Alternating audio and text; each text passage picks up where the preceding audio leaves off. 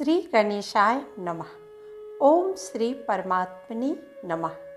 इस चैनल पर आपका स्वागत है। संक्षिप्त पद्म पुराण में वर्णित उत्तरखंड का द्वितीय अध्याय। महाराज दशरथ का शनि को संतुष्ट करके लोक का कल्याण करना। नारद जी ने पूछा, सुरश्रेष्ठ, शनिश्चर की दी हुई पीड़ा कैसे दूर होती है, यह मुझे बताइए। महादेव जी बोले, देवर्षि सुनो, ये शनिश्चर देवताओं में प्रसिद्ध काल रूपी महान ग्रह हैं। इनके मस्तक पर जटा है, शरीर में बहुत से रोए हैं तथा ये दानवों को भय पहुंचाने वाले हैं। पूर्व काल की बात है, रघुवंश में दशरथ नाम के एक बहुत प्रसिद्ध राजा हो गए हैं। वे चक्रवर्ती सम्राट, महान वीर तथा 7 द्वीपों के स्वामी थे। उन दिनों ज्योतिषियों ने यह जानकर कि शनिश्चर कृतिका के अंत में जा पहुँचे हैं, राजा को सूचित किया, महाराज, इस समय शनि रोहिणी का भेदन करके आगे बढ़ेंगे। यह अत्यंत उग्र साकट भेद नामक योग है, जो देवताओं तथा असुरों के लिए भी भयंकर है। इससे 12 वर्षों तक संसार में अत्यंत भयानक दुर्भिक्ष फैलेगा। यह सुनकर राजा ने मंत्रियों के साथ विचार किया और वशिष्ठ आदि ब्राह्मणों से पूछा, द्विजवरों, बताइए, इस संकट को रोकने का यहाँ कौन सा उपाय है? वशिष्ठ जी बोले, राजन, यह रोहिणी प्रजापति ब्रह्मा जी का नक्षत्र है। इसका भेद हो जाने पर प्रजा कैसे रह सकती है? ब्रह्मा और इंद्र आदि के लिए भी यह योग असाध्य है। महादेव जी कहते हैं, नारद, इस बात पर विचार करके राजा दशरथ ने मन में महान साहस का संग्रह किया और दिव्यास्त्रों सहित दिव्य धनुष लेकर रथ पर आरूढ़ हो बड़े वेग से वे नक्षत्र मंडल में गए। रोहिणी पृष्ठ सूर्य से 1.25 लाख योजन ऊपर है। वहां पहुंचकर राजा ने धनुष को कान तक खींचा और उस पर संहारास्त्र का संधान किया। वह अस्त्र देवता और असुरों के लिए भयंकर था। उसे देखकर शनि कुछ भयभीत हो हंसते हुए बोले, राजेंद्र, तुम्हारा महान पुरुषार्थ शत्रु को भय पहुंचाने वाला है। मेरी दृष्टि में आकर देवता, असुर, मनुष्य, सिद्धि, विद्याधर और नाग सब भस्म हो जाते हैं, किंतु तुम बच गए। अतः महाराज, तुम्हारे तेज और पौरुष से मैं संतुष्ट हो। वर मांगो, तुम अपने मन से जो कुछ चाहोगे उसे अवश्य दूंगा। दशरथ ने कहा, शनिदेव, जब तक नदियाँ और समुद्र है, जब तक सूर्य और चंद्रमा सहित पृथ्वी कायम है, तब तक आप रोहिणी का भेदन करके आगे न बढ़े। साथ ही कभी 12 वर्षों तक दुर्भिक्ष न करे। शनि बोले, एवं मस्तु। महादेव जी कहते हैं, ये दोनों वर पाकर राजा बड़े प्रसन्न हुए। उनके शरीर में रोमांच हो आया। वे रथ के ऊपर धनुष डाल हाथ जोड़ शनिदेव की इस प्रकार स्तुति करने लगे। दशरथ बोले, जिनके शरीर का वर्ण कृष्ण, नील तथा भगवान शंकर के समान है, उन शनिदेव को नमस्कार है। जो जगत के लिए कालाग्नि एवं कृतांत रूप हैं, उन शनिश्चर को बारंबार नमस्कार है। जिनका शरीर कंकाल है तथा जिनकी दाढ़ी, मूछ और जटा बढ़ी हुई है, उन शनिदेव को प्रणाम है। जिनके बड़े बड़े नेत्र, पीठ में सटा हुआ पेट और भयानक आकार हैं, उन शनिश्चर देव को नमस्कार है। जिनके शरीर का ढांचा फैला हुआ है, जिनके रोए बहुत मोटे हैं, जो लंबे चौड़े किंतु सूखे शरीर वाले हैं तथा जिनकी दाढ़ी काल रूप है, उन शनिदेव को बारंबार प्रणाम है। शनि, आपके नेत्र खोखले के समान गहरे हैं। आपकी ओर देखना कठिन है। आप घोर, रौद्र, भीषण और विकराल हैं। आपको नमस्कार है। बलि मुख, आप सब कुछ भक्षण करने वाले हैं। आपको नमस्कार है। सूर्य नंदन, भास्कर पुत्र, अभय देने वाले देवता, आपको प्रणाम है। नीचे की ओर दृष्टि रखने वाले शनिदेव, आपको नमस्कार है। संवर्तक, आपको प्रणाम है। मंदगति से चलने वाले शनिश्चर, आपका प्रतीक तलवार के समान है, आपको पुनः पुनः प्रणाम है। आपने तपस्या से अपने देह को दग्ध कर दिया है। आप सदा योग्याभ्यास में तत्पर, भूख से आतुर और अतृप्त रहते हैं। आपको सदा सर्वदा नमस्कार है। ज्ञान नेत्र, आपको प्रणाम है। कश्यप नंदन, सूर्य के पुत्र शनिदेव, आपको नमस्कार है। आप संतुष्ट होने पर राज्य दे देते हैं और रुष्ट होने पर उसे तत्क्षण हर लेते हैं। देवता, असुर, मनुष्य, सिद्धि, विद्याधर और नाग, ये सब आपकी दृष्टि पड़ने पर समूल नष्ट हो जाते हैं। देव, मुझ पर प्रसन्न हुई। मैं वर पाने के योग्य हूँ और आपकी शरण में आया हूँ। महादेव जी कहते हैं, नारद, राजा की इस प्रकार स्तुति करने पर ग्रहों के राजा महाबलवान सूर्यपुत्र शनैश्चर बोले, उत्तम व्रत के पालक राजेंद्र, तुम्हारी इस स्तुति से मैं संतुष्ट हूँ। रघुनंदन, तुम इच्छा अनुसार वर मांगो, मैं तुम्हें अवश्य दूंगा। दशरथ बोले, सूर्य नंदन, आज से आप देवता, असुर, मनुष्य, पशु, पक्षी तथा नाग, किसी भी प्राणी को पीड़ा न दे। शनि ने कहा, राजन, देवता, असुर, मनुष्य, सिद्धि, विद्याधर तथा राक्षस, इनमें से किसी के भी मृत्यु स्थान, जन्म स्थान अथवा चतुर्थ स्थान में मैं रहूं तो उसे मृत्यु का कष्ट दे सकता हूँ, किंतु जो श्रद्धा से युक्त, पवित्र और एकाग्रचित हो, मेरी लोहमयी सुंदर प्रतिमा का समी पत्रों से पूजन करके तेल मिश्रित उड़द भात, लोहा, काली गौ या काला वृषभ ब्राह्मण को दान करता है तथा विशेषतः मेरे दिन को इस स्तोत्र से मेरी पूजा करता है, पूजन के पश्चात भी हाथ जोड़कर मेरे स्तोत्र का जप करता है, उसे मैं कभी भी पीड़ा नहीं दूंगा। गोचर में, जन्म लग्न में, दशाओं तथा अंतर्दशाओं में ग्रह पीड़ा का निवारण करके मैं सदा उसकी रक्षा करूंगा। इसी विधान से सारा संसार पीड़ा से मुक्त हो सकता है। रघुनंदन, इस प्रकार मैंने युक्ति से तुम्हें वरदान दिया है। महादेव जी कहते हैं, नारद, वे तीनों वरदान पाकर उस समय राजा दशरथ ने अपने को कृतार्थ माना। वे शनैश्चर को नमस्कार करके उनकी आज्ञा ले रथ पर सवार हो बड़े वेग से अपने स्थान को चले गए। उन्होंने कल्याण प्राप्त कर लिया था।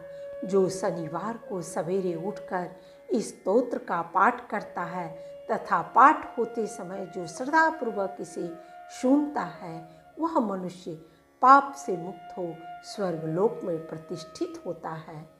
त्रिशप्रिशा व्रत की विधि और महिमा। नारद जी बोले, सर्वेश्वर, अब आप विशेष रूप से त्रिशप्रिशा नामक व्रत का वर्णन कीजिए, जिसे सुनकर लोग तत्काल कर्म बंधन से मुक्त हो जाते हैं। महादेव जी ने कहा, विद्वान, पूर्व काल में संपूर्ण लोगों के हित की इच्छा से सनत कुमार जी ने व्यास जी के प्रति इस व्रत का वर्णन किया था। यह व्रत संपूर्ण पाप राशि का समन करने वाला और महान दुखों का विनाशक है।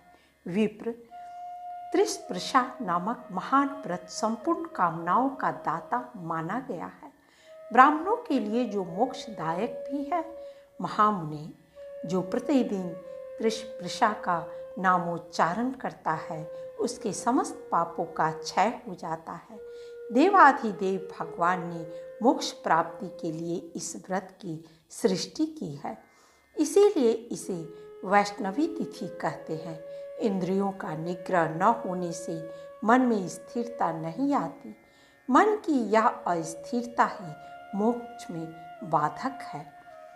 ब्राह्मण, जो ध्यान धारणा से वर्जित विषय परायण तथा काम भोग में आसक्त है, उनके लिए त्रिस्पर्शा ही मोक्षदायिनी है।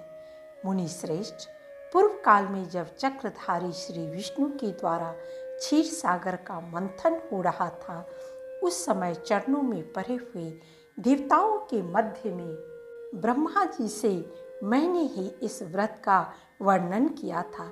जो लोग विषयों में आसक्त रहकर भी त्रिस्पर्शा का व्रत करेंगे, उनके लिए भी मैंने मोक्ष का अधिकार दे रखा है। नारद, तुम इस व्रत का अनुष्ठान करो, क्योंकि त्रिस्पर्शा मोक्ष देने वाली है।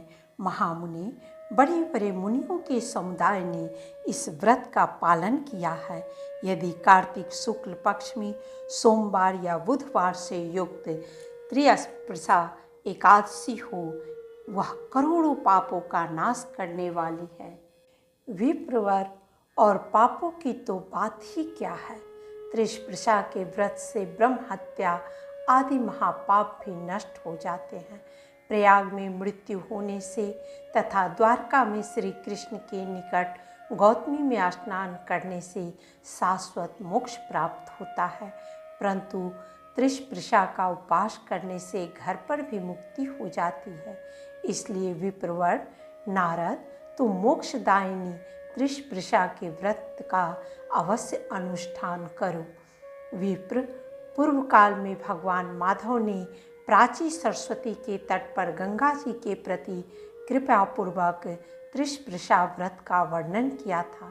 गंगा ने पूछा, ऋषिकेश, ब्रह्म हत्या आदि करोड़ों पाप राशियों से युक्त मनुष्य मेरे जल में स्नान करते हैं। उनके पापों और दोषों से मेरा शरीर कलुषित हो गया है। देव, गरुड़ ध्वज मेरा वह पातक कैसे दूर होगा। प्राची माधव बोले, शुभे, तुम त्रिस्पर्शा का व्रत करो।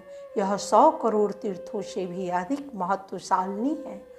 करोड़ों यज्ञ, व्रत, दान, जप, होम और सांख्य योग से भी इसकी शक्ति बढ़ी हुई है।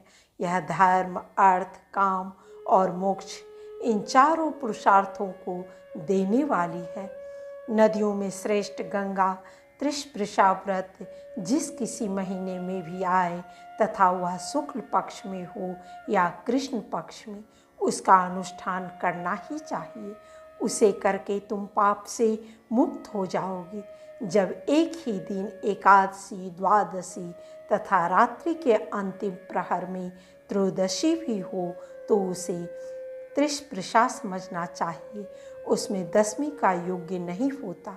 देव नदी, एकादशी व्रत में 10वीं वेद का दोष मैं नहीं क्षमा करता। ऐसा जानकर 10वीं युक्त एकादशी का व्रत नहीं करना चाहिए। उसके करने से करोड़ों जन्मों के किए हुए पुण्य तथा संतान का नाश होता है। वह पुरुष अपने वंश को स्वर्ग से गिराता और रौरव आदि नरकों में पहुंचाता है। अपने शरीर को शुद्ध करके मेरे दिन एकादशी का व्रत करना चाहिए। द्वादशी मुझे अत्यंत प्रिय है। मेरी आज्ञा से इसका व्रत करना उचित है। गंगा बोली, जगन्नाथ, आपके कहने से मैं त्रिस्पर्शा का व्रत अवश्य करूंगी। आप मुझे इसकी विधि बताइए। प्राची माधव ने कहा, सरिताओं में उत्तम गंगा देवी, सुनो, मैं त्रिस्पर्शा का विधान बताता हूँ। इसका श्रवण मात्र करने से भी मनुष्य पातकों से मुक्त हो जाता है। अपने वैभव के अनुसार 1 या आधे पल सोने की मेरी प्रतिमा बनवानी चाहिए। इसके बाद एक तांबे के पात्र को तिल से भर कर रखें और जल से भरे हुए सुंदर कलश की स्थापना करें, जिसमें पंच रत्न मिलाए गए हों। कलश को फूलों की मालाओं से आवेष्टित करके कपूर आदि से सुवासित करें। इसके बाद भगवान दामोदर को स्थापित करके उन्हें स्नान कराए और चंदन चढ़ाए। फिर भगवान को वस्त्र धारण कराए। तदनंतर पुराणोक्त सामयिक सुंदर पुष्प तथा कोमल तुलसी दल से भगवान की पूजा करें। उन्हें छत्र और जूतियाँ अर्पण करें। मनोहर नैवेद्य और सुंदर से सुंदर फलों का भोग लगावे। यज्ञोपवीत तथा नूतन एवं सुदृढ़ उत्तरीय वस्त्र चढ़ाए। सुंदर ऊंची बांस की छड़ी भी भेंट करे। दामोदराय नमः कहकर दोनों चरणों की, माधवाय नमः से दोनों घुटनों की, कामप्रदाय नमः से दोनों गुहम भाग की तथा वामन मूर्ते नमः कहकर कटी की पूजा करे। पद्मनाभाय नमः से नाभि की, विश्वमूर्ते नमः से पेट की, ज्ञानगम्याय नमः से हृदय की, वैकुंठगामिनी नमः से कंठ की, सहस्त्रबाहवे नमः से बाहुओं की, योग रूपिणी नमः से नेत्रों की, सहस्त्र शीर्षनी नमः से सिर की तथा माधवाय नमः कहकर संपूर्ण अंगों की पूजा करनी चाहिए। इस प्रकार विधिवत पूजा करके विधि के अनुसार अर्घ्य देना चाहिए। जलयुक्त शंख के ऊपर सुंदर नारियल रखकर उसमें रक्षा सूत्र लपेट दे। फिर दोनों हाथों में वह शंख आदि लेकर निम्नांकित मंत्र पढ़े। जनार्दन, यदि आप सदा स्मरण करने पर मनुष्य के सब पाप हर लेते हैं तो देव मेरे दुष्स्वप्न, अपशकुन, मानसिक दुश्चिंता, नारकीय भय तथा दुर्गति जन्य त्रास हर लीजिए। महादेव देवेश्वर, मेरे लिए यह लोक तथा परलोक में जो भय है उनसे मेरी रक्षा कीजिए तथा यह अर्घ्य ग्रहण कीजिए। आपको नमस्कार है। दामोदर, सदा आप में ही मेरी भक्ति बनी रहे। तत्पश्चात धूप दीप और नैवेद्य अर्पण करके भगवान की आरती उतारे। उनके मस्तक पर शंख घुमाए। यह सब विधान पूरा करके सद्गुरु की पूजा करें। उन्हें सुंदर वस्त्र, पगड़ी तथा अंगा दे। साथ ही जूता, छत्र, अंगूठी, कमंडलू, भोजन, पान, सप्त धान्य तथा दक्षिणा दे। गुरु और भगवान की पूजा के पश्चात श्री हरि के समीप जागरण करें। जागरण में गीत, नृत्य तथा अन्यान्य उपचारों का भी समावेश रहना चाहिए। तदनंतर रात्रि के अंत में विधि पूर्वक भगवान को अर्घ्य दे स्नान आदि कार्य करके ब्राह्मणों को भोजन कराने के पश्चात स्वयं भोजन करे। महादेव जी कहते हैं, ब्राह्मण त्रिस्पर्शा व्रत का यह अद्भुत उपाख्यान सुनकर मनुष्य गंगा तीर्थ में स्नान करने का पुण्य फल प्राप्त करता है। त्रिस्पर्शा के उपास से 1000 अश्वमेध और 100 वाजपेय यज्ञों का फल मिलता है। यह व्रत करने वाला पुरुष पितृकुल, मातृकुल तथा पत्नी कुल के सहित विष्णु लोक में प्रतिष्ठित होता है। करोड़ों तीर्थों में जो पुण्य तथा करोड़ों क्षेत्रों में जो फल मिलता है वह त्रिस्पर्शा के उपास से मनुष्य प्राप्त कर लेता है। द्विश्रेष्ठ, जो ब्राह्मण, क्षत्रिय, वैश्य, शूद्र अथवा अन्य जाति के लोग भगवान श्री कृष्ण में मन लगाकर इस व्रत को करते हैं वे सब इस धराधाम को छोड़ने पर मुक्त हो जाते हैं। इसमें 12 अक्षर मंत्र का जप करना चाहिए। यह मंत्रों में मंत्रराज माना गया है। इसी प्रकार त्रिस्पर्शा सब व्रतों में उत्तम बताई गई है। जिसने इसका व्रत किया उसने संपूर्ण व्रतों का अनुष्ठान कर लिया। पूर्व काल में स्वयं ब्रह्मा जी ने इस व्रत को किया था। तदनंतर अनेकों ऋषियों ने भी इसका अनुष्ठान किया। फिर दूसरों की तो बात ही क्या है। नारद, यह त्रिस्पर्शा मोक्ष देने वाली है। पक्षवर्धिनी एकादशी तथा जागरण का महात्म्य।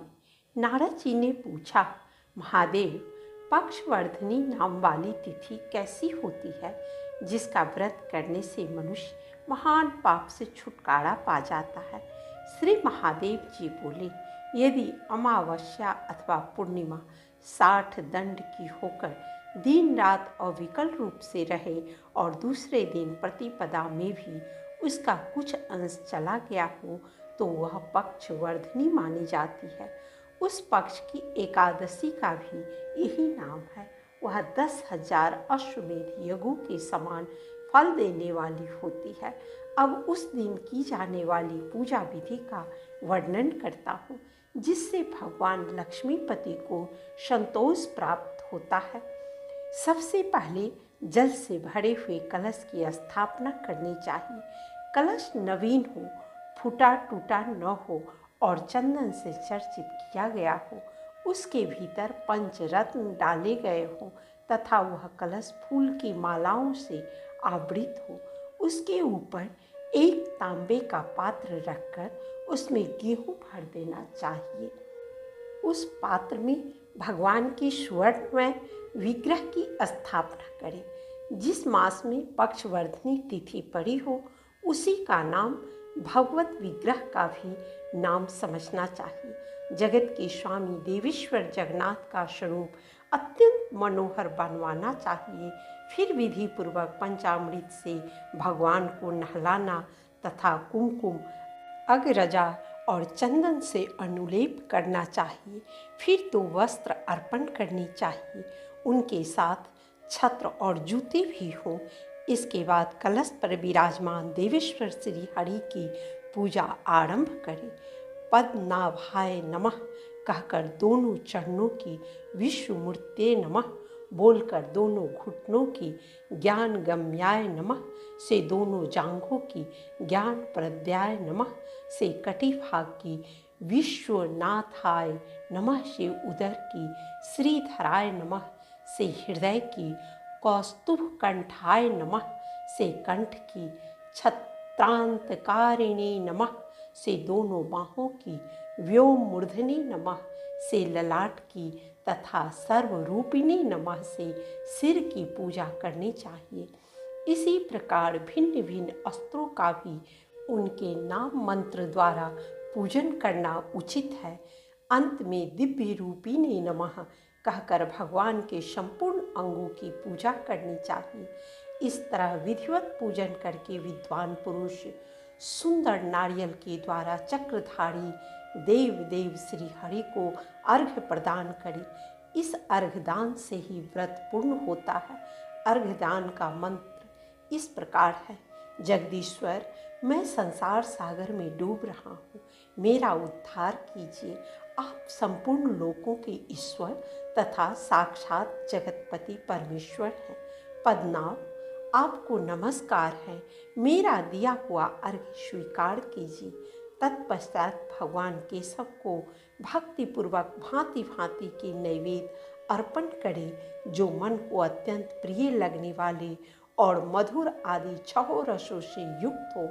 इसके बाद भगवान को भक्ति के साथ कपूर युक्त तांबूल निवेदन करें। घी अथवा तिल के तेल से दीपक जलाकर रखें। यह सब करने के पश्चात गुरु की पूजा करें, उन्हें वस्त्र, पगड़ी तथा जामा दें। अपनी शक्ति के अनुसार दक्षिणा भी दें। फिर भोजन और तांबूल निवेदन करके आचार्य को संतुष्ट करें। निर्धन पुरुषों को भी यथाशक्ति प्रयत्न पूर्वक पक्षवर्धनी एकादशी का व्रत करना चाहिए। तदनंतर गीत, नृत्य, पुराण पाठ तथा हर्ष के साथ रात्रि में जागरण करें। जो मनीषी पुरुष पक्षवर्धनी एकादशी का महात्म्य श्रवण करते हैं, उनके द्वारा संपूर्ण व्रत का अनुष्ठान हो जाता है। पंचाग्नि सेवन तथा तीर्थों में साधना करने से जो पुण्य होता है, वह श्री विष्णु के समीप जागरण करने से ही प्राप्त हो जाता है। पक्षवर्धनी एकादशी परम पुण्यमयी तथा सब पापों का नाश करने वाली है। ब्राह्मण यह उपवास करने वाले मनुष्यों की करोड़ों हत्याओं का भी विनाश कर डालती है। मुनि, पूर्व काल में महर्षि वशिष्ठ, भरद्वाज, ध्रुव तथा राजा अम्बरीश ने भी इसका व्रत किया था। यह तिथि श्री विष्णु को अत्यंत प्रिय है। यह काशी तथा द्वारकापुरी के समान पवित्र है। भक्त पुरुष के उपवास करने पर यह उसे मनोवांछित फल प्रदान करती है। जैसे सूर्योदय होने पर तत्काल अंधकार का नाश हो जाता है, उसी प्रकार पक्षवर्धनी का व्रत करने से पाप राशि नष्ट हो जाती है। नारद, अब मैं एकादशी की रात में जागरण करने का महात्म्य बतलाऊंगा। ध्यान देकर सुनो। भक्त पुरुष को चाहिए कि एकादशी तिथि को रात्रि के समय भक्ति पूर्वक भगवान विष्णु का पूजन करके वैष्णवों के साथ उनके सामने जागरण करे। जो गीत वाद नृत्य पुराण पाठ धूप दीप नैवेद्य पुष्प चंदनानुलेप फल अर्घ्य श्रद्धा दान इंद्रिय संयम सत्य भाषण तथा शुभ कर्म के अनुष्ठान पूर्वक प्रसन्नता के साथ श्री हरि के समक्ष जागरण करता है, वह सब पापों से मुक्त हो भगवान का प्रिय होता है। जो विद्वान मनुष्य भगवान विष्णु के समीप जागरण करते श्री कृष्ण की भावना करते हुए कभी नींद नहीं लेते तथा मन ही मन बारंबार श्री कृष्ण का नामोच्चारण करते हैं, उन्हें परम धन्य समझना चाहिए। विशेषतः एकादशी की रात में जागने पर तो वे और भी धन्यवाद के पात्र हैं। जागरण के समय एक क्षण गोविंद का नाम लेने से व्रत का चौगुना फल होता है। एक पहर तक नामोच्चारण से कोटि गुना फल मिलता है और 4 पहर तक नाम कीर्तन करने से असीम फल की प्राप्ति होती है। श्री विष्णु के आगे आधे निमेष भी जागने पर कोटि गुना फल होता है, उसकी संख्या नहीं है। जो नर श्रेष्ठ भगवान केशव के आगे नृत्य करता है, उसके पुण्य का फल जन्म से लेकर मृत्यु काल तक कभी छिन्न नहीं होता। महाभाग प्रत्येक पहर में विस्मय और उत्साह से युक्त हो पाप तथा आलस्य आदि छोड़कर निर्वेद शून्य हृदय से श्री हरि के समक्ष नमस्कार और निराजना से युक्त आरती उतारनी चाहिए। जो मनुष्य एकादशी को भक्ति पूर्वक अनेक गुणों से युक्त जागरण करता है, वह फिर इस पृथ्वी पर जन्म नहीं लेता। जो धन की कंजूसी छोड़कर पूर्वोक्त प्रकार से एकादशी को भक्ति सहित जागरण करता है, वह परमात्मा में लीन होता है। जो भगवान विष्णु के लिए जागरण का अवसर प्राप्त होने पर उसका उपहास करता है, वह 60,000 वर्षों तक विष्ठा का कीड़ा होता है। प्रतिदिन वेद शास्त्र में परायण तथा यज्ञों का अनुष्ठान करने वाला ही क्यों न हो, यदि एकादशी की रात में जागरण का समय आने पर उसकी निंदा करता है तो उसका अधा पतन होता है। जो मेरी यानी शिव की पूजा करते हुए विष्णु की निंदा में तत्पर रहता है, वह अपनी 21 पीढ़ियों के साथ नरक में पड़ता है। विष्णु ही शिव है और शिव ही विष्णु है, दोनों एक ही मूर्ति की 2 झांकियों के समान स्थित है। अतः किसी प्रकार की इनकी निंदा नहीं करनी चाहिए। यदि जागरण के समय पुराण की कथा बाँचने वाला कोई न हो तो नाच गान करना चाहिए। यदि कथावाचक मौजूद हो तो पहले पुराण का ही पाठ होना चाहिए। वत्स, श्री विष्णु के लिए जागरण करने पर 1000 अश्वमेध तथा 10,000 वाजपेयी यज्ञों से भी करोड़ गुना पुण्य प्राप्त होता है। श्री हरि की प्रसन्नता के लिए जागरण करके मनुष्य पिता माता तथा पत्नी तीनों के कुलों का उद्धार कर देता है। यदि एकादशी के व्रत का दिन 10वीं से विद्य हो तो श्री हरि का पूजन जागरण और दान आदि सब व्यर्थ होता है। ठीक उसी तरह जैसे कृतघ्न मनुष्यों के साथ किया हुआ नेकी का बर्ताव व्यर्थ हो जाता है। जो वेद रहित एकादशी को जागरण करते हैं, उनके बीच में साक्षात श्री हरि की संतुष्टि होकर नृत्य करते हैं। जो श्री हरि के लिए नृत्य गीत और जागरण करता है, उसके लिए ब्रह्मा जी का लोक, मेरा कैलाश धाम तथा भगवान श्री विष्णु का वैकुंठ धाम सब के सब निश्चय ही सुलभ है। जो स्वयं श्री हरि के लिए जागरण करते हुए और लोगों को भी जगाए रखता है, वह विष्णु भक्त पुरुष अपने पितरों के साथ वैकुंठ लोक में निवास करता है। जो श्री हरि के लिए जागरण करने की लोगों को सलाह देता है, वह मनुष्य 60,000 वर्षों तक श्वेत द्वीप में निवास करता है। नारद, मनुष्य करोड़ों जन्मों से जो पाप संचित करता है वह सब श्रीहरि के लिए एक रात जागरण करने पर नष्ट हो जाता है। जो सालग्राम शिला के समक्ष जागरण करते हैं उन्हें एक एक पहर में कोटि कोटि तीर्थों के सेवन का फल प्राप्त होता है। जागरण के लिए भगवान के मंदिर में जाते समय मनुष्य जितने पग चलता है वे सभी अश्वमेध यज्ञ के समान फल देने वाले होते हैं। पृथ्वी पर चलते समय दोनों चरणों पर जितने धूलिकण गिरते हैं उतने हजार वर्षों तक जागरण करने वाला पुरुष दिव्य लोक में निवास करता है। इसलिए प्रत्येक द्वादशी को जागरण के लिए अपने घर से भगवान विष्णु के मंदिर में जाना चाहिए। इससे कलिमल का विनाश होता है। दूसरों की निंदा में संलग्न होना, मन का प्रसन्न न रहना, शास्त्र चर्चा का न होना, संगीत का अभाव, दीपक न जलाना, शक्ति के अनुसार पूजा के उपचारों का न होना, उदासीनता, निंदा तथा कलह, इन दोषों से युक्त 9 प्रकार का जागरण अधम माना गया है। जिस जागरण में शास्त्र की चर्चा, सात्विक नृत्य, संगीत, वाद्य, ताल, तैलयुक्त, दीपक, कीर्तन, भक्ति भावना, प्रसन्नता, संतोषजनकता, समुदाय की उपस्थिति तथा लोगों के मनोरंजन का सात्विक साधन हो, वह उक्त 12 गुणों से युक्त जागरण भगवान को बहुत प्रिय है। शुक्ल और कृष्ण दोनों ही पक्षों की एकादशी को प्रयत्न पूर्वक जागरण करना चाहिए। नारद प्रदेश में जाने पर मार्ग का थका मांदा होने पर भी जो द्वादशी को भगवान वासुदेव के निमित्त किए जाने वाले जागरण का नियम नहीं छोड़ता वह मुझे विशेष प्रिय है।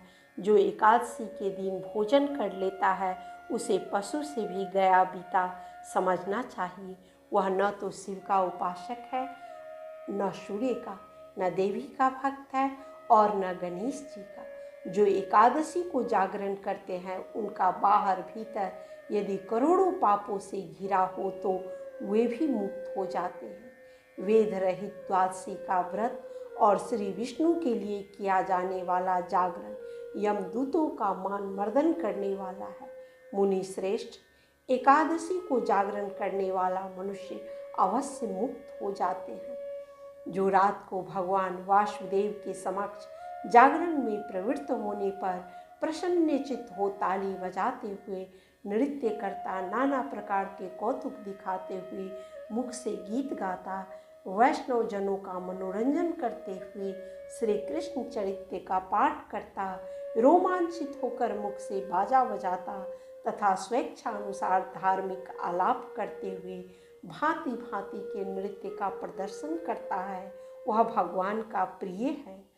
इन भावों के साथ जो श्री हरि के लिए जागरण करता है उसे नैमिष तथा कोटि तीर्थ का फल प्राप्त होता है। जो शांत चित्त से श्री हरि को धूप आरती दिखाते हुए रात में जागरण करता है वह 7 द्वीपों का अधिपति होता है। ब्रह्म हत्या के समान भी जो कोई पाप हो वे सब श्री कृष्ण की प्रीति के लिए जागरण करने पर नष्ट हो जाते हैं। एक और उत्तम दक्षिणा के साथ समाप्त होने वाले संपूर्ण यज्ञ और दूसरी ओर देवाधिदेव श्री कृष्ण को प्रिय लगने वाला एकादशी का जागरण दोनों समान है। जहाँ भगवान के लिए जागरण किया जाता है वहाँ काशी, पुष्कर, प्रयाग, नैमिषारण्य, सालग्राम नामक महाक्षेत्र, अर्बुदारण्य यानी आबू, सुकर क्षेत्र, मथुरा तथा संपूर्ण तीर्थ निवास करते हैं। समस्त यज्ञ और चारों वेद भी श्री हरि के निमित्त किए जाने वाले जागरण के स्थान पर उपस्थित होते हैं। गंगा, सरस्वती, तापी, यमुना, सतलज, चंद्रभागा तथा वित्सता आदि संपूर्ण नदियाँ भी वहाँ जाती है। द्विश्रेष्ठ सरोवर, कुंड और समस्त समुद्र भी एकादशी को जागरण स्थान पर जाते हैं। जो मनुष्य श्री कृष्ण प्रीति के लिए होने वाले जागरण के समय वीणा आदि बाजों से हर्ष में भरकर नृत्य करते और पद गाते हैं वे देवताओं के लिए भी आदरणीय होते हैं। इस प्रकार जागरण करके श्री महाविष्णु की पूजा करें और द्वादशी को अपनी शक्ति के अनुसार कुछ वैष्णव पुरुषों को निमंत्रित करके उनके साथ बैठकर पारण करें। द्वादशी को सदा पवित्र और मोक्षदायिनी समझना चाहिए। उस दिन प्रातः स्नान करके श्री हरि की पूजा करें और उन्हें निम्नांकित मंत्र पढ़कर अपना व्रत समर्पण करें। केशव, मैं अज्ञान रूपी रतौंधी से अंधा हो रहा हूँ। आप इस व्रत से प्रसन्न हो और प्रसन्न होकर मुझे ज्ञान दृष्टि प्रदान करें। इसके बाद यथासंभव पारण करना चाहिए। पारण समाप्त होने पर इच्छानुसार विहित कर्मों का अनुष्ठान करें। नारद, यदि दिन में पारण के समय थोड़ी भी द्वादशी न हो तो मुक्तिकामी पुरुष को रात को ही पिछले पहर में पारण कर लेना चाहिए। ऐसे समय में रात्रि को भोजन करने का दोष नहीं लगता। रात्रि के पहले और पिछले पहर में दिन की भांति कर्म करने चाहिए। यदि पारण के दिन बहुत थोड़ी द्वादशी हो तो उषा काल में ही प्रातः काल तथा मध्याह्न काल की भी संध्या कर लेनी चाहिए। इस पृथ्वी पर जिस मनुष्य ने द्वादशी व्रत को सिद्ध कर लिया है उसका पुण्य फल बतलाने में मैं भी सामर्थ्य नहीं हूँ। एकादशी देवी सब पुण्यों से अधिक है तथा वह सर्वदा मोक्ष देने वाली है।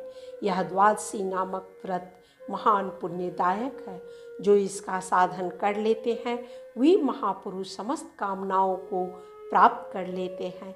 अम्बरीश आदि सभी भक्त जो इस भूमंडल में विख्यात हैं द्वादशी व्रत का साधन करके ही विष्णु धाम को प्राप्त हुए हैं। यह महात्म्य जो मैंने तुम्हें बताया है सत्य है, सत्य है, सत्य है। श्री विष्णु के समान कोई देवता नहीं है और द्वादशी के समान कोई तिथि नहीं है। इस तिथि को जो कुछ दान किया जाता है, भोगा जाता तथा पूजन आदि किया जाता है वह सब भगवान माधव के पूजित होने पर पूर्णता को प्राप्त होता है। अधिक क्या कहा जाए। भक्त वल्लभ श्री हरि द्वादशी व्रत करने वाले पुरुषों की कामना कल्पांत तक पूर्ण करते रहते हैं। द्वादशी को किया हुआ सारा दान सफल होता है। एकादशी के जया आदि भेद। नक्त व्रत का स्वरूप, एकादशी की विधि, उत्पत्ति, कथा और महिमा का वर्णन। नारद जी ने पूछा, महादेव, महाद्वादशी का उत्तम व्रत कैसे होता है? सर्वेश्वर प्रभु, उसके व्रत से जो कुछ भी फल प्राप्त होता है उसे बताने की कृपा कीजिए। महादेव जी ने कहा, ब्राह्मण, यह एकादशी महान पुण्य फल को देने वाली है। श्रेष्ठ मुनियों को भी इसका अनुष्ठान करना चाहिए। विशेष विशेष नक्षत्रों का योग्य होने पर यह तिथि जया, विजया, जयंती तथा पाप नाशनी इन 4 नामों से विख्यात होती है। ये सभी पापों का नाश करने वाली है। इसका व्रत अवश्य करना चाहिए। जब शुक्ल पक्ष की एकादशी को पुनर्वसु नक्षत्र हो तो वह उत्तम तिथि जया कहलाती है। उसका व्रत करके मनुष्य निश्चय ही पाप से मुक्त हो जाता है। जब शुक्ल पक्ष की द्वादशी को श्रवण नक्षत्र हो तो वह उत्तम तिथि विजया के नाम से विख्यात होती है। उसमें किया हुआ दान और ब्राह्मण भोजन सहस्त्र गुना फल देने वाला है तथा होम और उपवास तो सहस्त्र गुने से भी अधिक फल देता है। जब शुक्ल पक्ष की द्वादशी को रोहिणी नक्षत्र हो तो वह तिथि जयंती कहलाती है। वह सब पापों को हरने वाली है। उस तिथि को पूजित होने पर भगवान गोविंद निश्चय ही मनुष्य के सब पापों को धो डालते हैं। जब कभी शुक्ल पक्ष की द्वादशी को पुष्य नक्षत्र हो तो वह महापुण्यमयी पाप नाशनी तिथि कहलाती है। जो 1 वर्ष तक प्रतिदिन 1 प्रस्थ तिल दान करता है तथा जो केवल पाप नाशनी एकादशी को उपवास करता है उन दोनों का पुण्य समान होता है। उस तिथि को पूजित होने पर संसार के स्वामी सर्वेश्वर श्री हरि संतुष्ट होते हैं तथा प्रत्यक्ष दर्शन भी देते हैं। उस दिन प्रत्येक पुण्य कर्म का अनंत फल माना गया है। सगर नंदन कुतस्थ नहुस तथा राजा गाधी ने उस तिथि को भगवान की आराधना की थी, जिससे भगवान ने इस पृथ्वी पर उन्हें सब कुछ दिया था। इस तिथि के सेवन से मनुष्य 7 जन्मों के कायिक, वाचिक और मानसिक पाप से मुक्त हो जाता है। इसमें तनिक भी संदेह नहीं है। पुष्य नक्षत्र से युक्त एकमात्र पाप नाशनी एकादशी का व्रत करके मनुष्य 1000 एकादशियों के व्रत का फल प्राप्त कर लेता है। उस दिन स्नान, दान, जप, होम, स्वाध्याय और देव पूजा आदि जो कुछ भी किया जाता है उसका अक्षय फल माना गया है। इसलिए प्रयत्न पूर्वक इसका व्रत करना चाहिए। जिस दिन धर्मात्मा राजा युधिष्ठिर पंचम अश्वमेध यज्ञ का स्नान कर चुके, उस समय उन्होंने यदुवंशावतंस भगवान श्री कृष्ण से इस प्रकार प्रश्न किया। युधिष्ठिर बोले, प्रभो, नक्त व्रत तथा एक भुक्त व्रत का पुण्य एवं फल क्या है? जनार्दन, यह सब मुझे बताइए। श्री भगवान ने कहा, कुंती नंदन, हेमंत ऋतु में जब परम कल्याणमय मार्गशीर्ष मास आए, तब उसके कृष्ण पक्ष की द्वादशी तिथि को उपवास करना चाहिए। उसकी विधि इस प्रकार है। दृढ़ता पूर्वक उत्तम व्रत का पालन करने वाला शुद्ध चित्त पुरुष दशमी को सदा एक भुक्त रहे अथवा शौच, संतोष आदि नियमों के पालन पूर्वक नक्त व्रत के स्वरूप को जानकर उसके अनुसार एक बार भोजन करे। दिन के 8वें भाग में जब सूर्य का तेज मंद पड़ जाता है, उसे नक्त जानना चाहिए। रात को भोजन करना नक्त नहीं है। गृहस्थ के लिए तारों के दिखाई देने पर नक्त भोजन का विधान है और सन्यासी के लिए दिन के 8वें भाग में, क्योंकि उसके लिए रात में भोजन का निषेध है। कुंती नंदन, दशमी की रात व्यतीत होने पर एकादशी को प्रातःकाल व्रत करने वाला पुरुष व्रत का नियम ग्रहण करे और सवेरे तथा मध्याह्न को पवित्रता के लिए स्नान करे। कुएं का स्नान निम्न श्रेणी का है। बावली में स्नान करना मध्यम, पोखरे में उत्तम तथा नदी में उससे भी उत्तम माना गया है। जहाँ जल में खड़ा होने पर जल जंतुओं को पीड़ा होती हो, वहाँ स्नान करने पर पाप और पुण्य बराबर होता है। यदि जल को छानकर शुद्ध कर ले तो घर पर भी स्नान करना उत्तम माना गया है। इसलिए पांडव श्रेष्ठ घर पर उक्त विधि से स्नान करें। स्नान के पहले निम्नांकित मंत्र पढ़कर शरीर में मृत्तिका लगा ले। वसुंधरे, तुम्हारे ऊपर अश्व और रथ चला करते हैं। भगवान विष्णु ने भी वामन अवतार धारण कर तुम्हें अपने पैरों से नापा था। मृत्यके, मैंने पूर्व काल में जो पाप संचित किया है, उस मेरे पाप को हर लो। व्रती पुरुष को चाहिए कि वह एक चित और दृढ़ संकल्प होकर क्रोध तथा लोभ का परित्याग करे। अंत्यज, पाखंडी, मिथ्यावादी, ब्राह्मण निंदक, अगम्या, स्त्री के साथ गमन करने वाले, अन्यान्य, दुराचारी, परधनहारी तथा पर स्त्रीगामी मनुष्यों से वार्तालाप न करे। भगवान केशव की पूजा करके उन्हें नैवेद्य भोग लगाए। घर में भक्ति युक्त मन से दीपक जलाकर रखे। पार्थ, उस दिन निद्रा और मैथुन का परित्याग करे। धर्मशास्त्र से मनोरंजन करते हुए संपूर्ण दिन व्यतीत करें। निर्श्रेष्ठ, भक्ति युक्त होकर रात्रि में जागरण करे। ब्राह्मणों को दक्षिणा दे और प्रणाम करके उनसे त्रुटियों के लिए क्षमा मांगे। जैसी कृष्ण पक्ष की एकादशी है, वैसे ही शुक्ल पक्ष की भी है। इसी विधि से उसका भी व्रत करना चाहिए। पार्थ, दुज को उचित है कि वह शुक्ल और कृष्ण पक्ष की एकादशी के व्रती लोगों में भेद बुद्धि न उत्पन्न करे। शंखोद्वार तीर्थ में स्नान करके भगवान गदाधर का दर्शन करने से जो पुण्य होता है तथा संक्रांति के अवसर पर 4 लाख का दान देकर जो पुण्य प्राप्त किया जाता है वह सब एकादशी व्रत की 16वीं कला के बराबर भी नहीं है। प्रभास क्षेत्र में चंद्रमा और सूर्य के ग्रहण के अवसर पर स्नान दान से जो पुण्य होता है वह निश्चय ही एकादशी को उपवास करने वाले मनुष्य को मिल जाता है। केदार क्षेत्र में जल पीने से पुनर्जन्म नहीं होता। एकादशी का भी ऐसा ही महात्म्य है। यह भी गर्भवास का निवारण करने वाली है।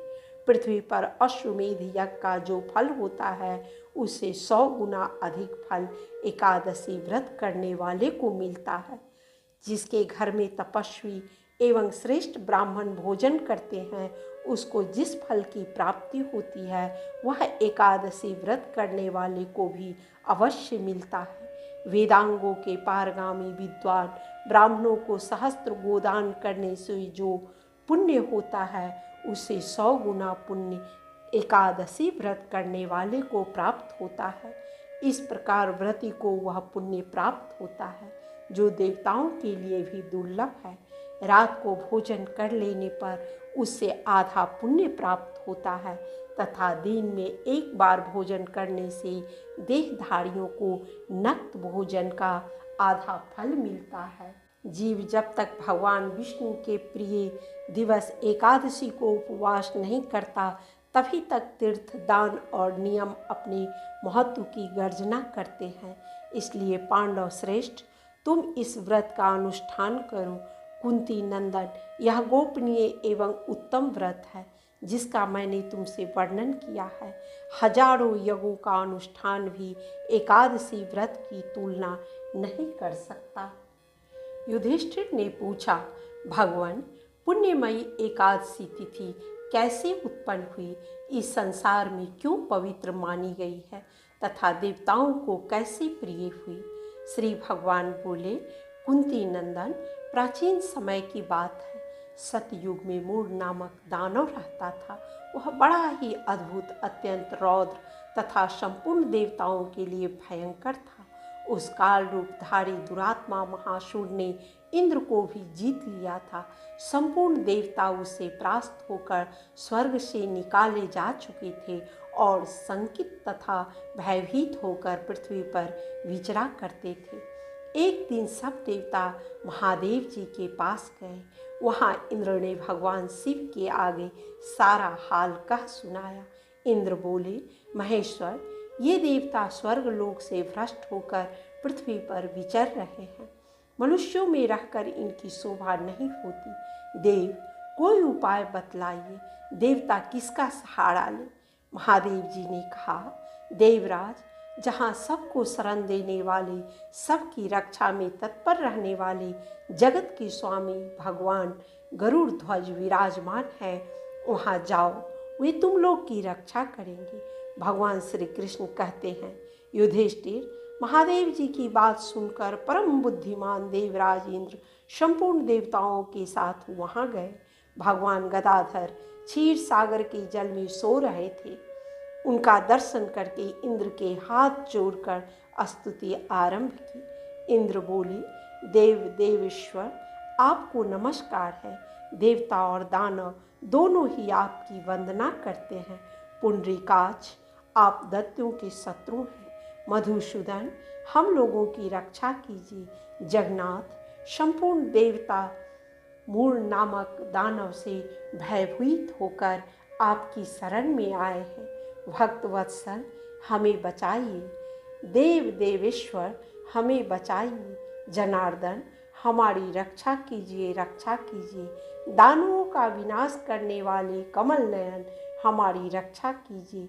प्रभु हम सब लोग आपके समीप आए हैं, आपकी ही शरण में आ पड़े हैं।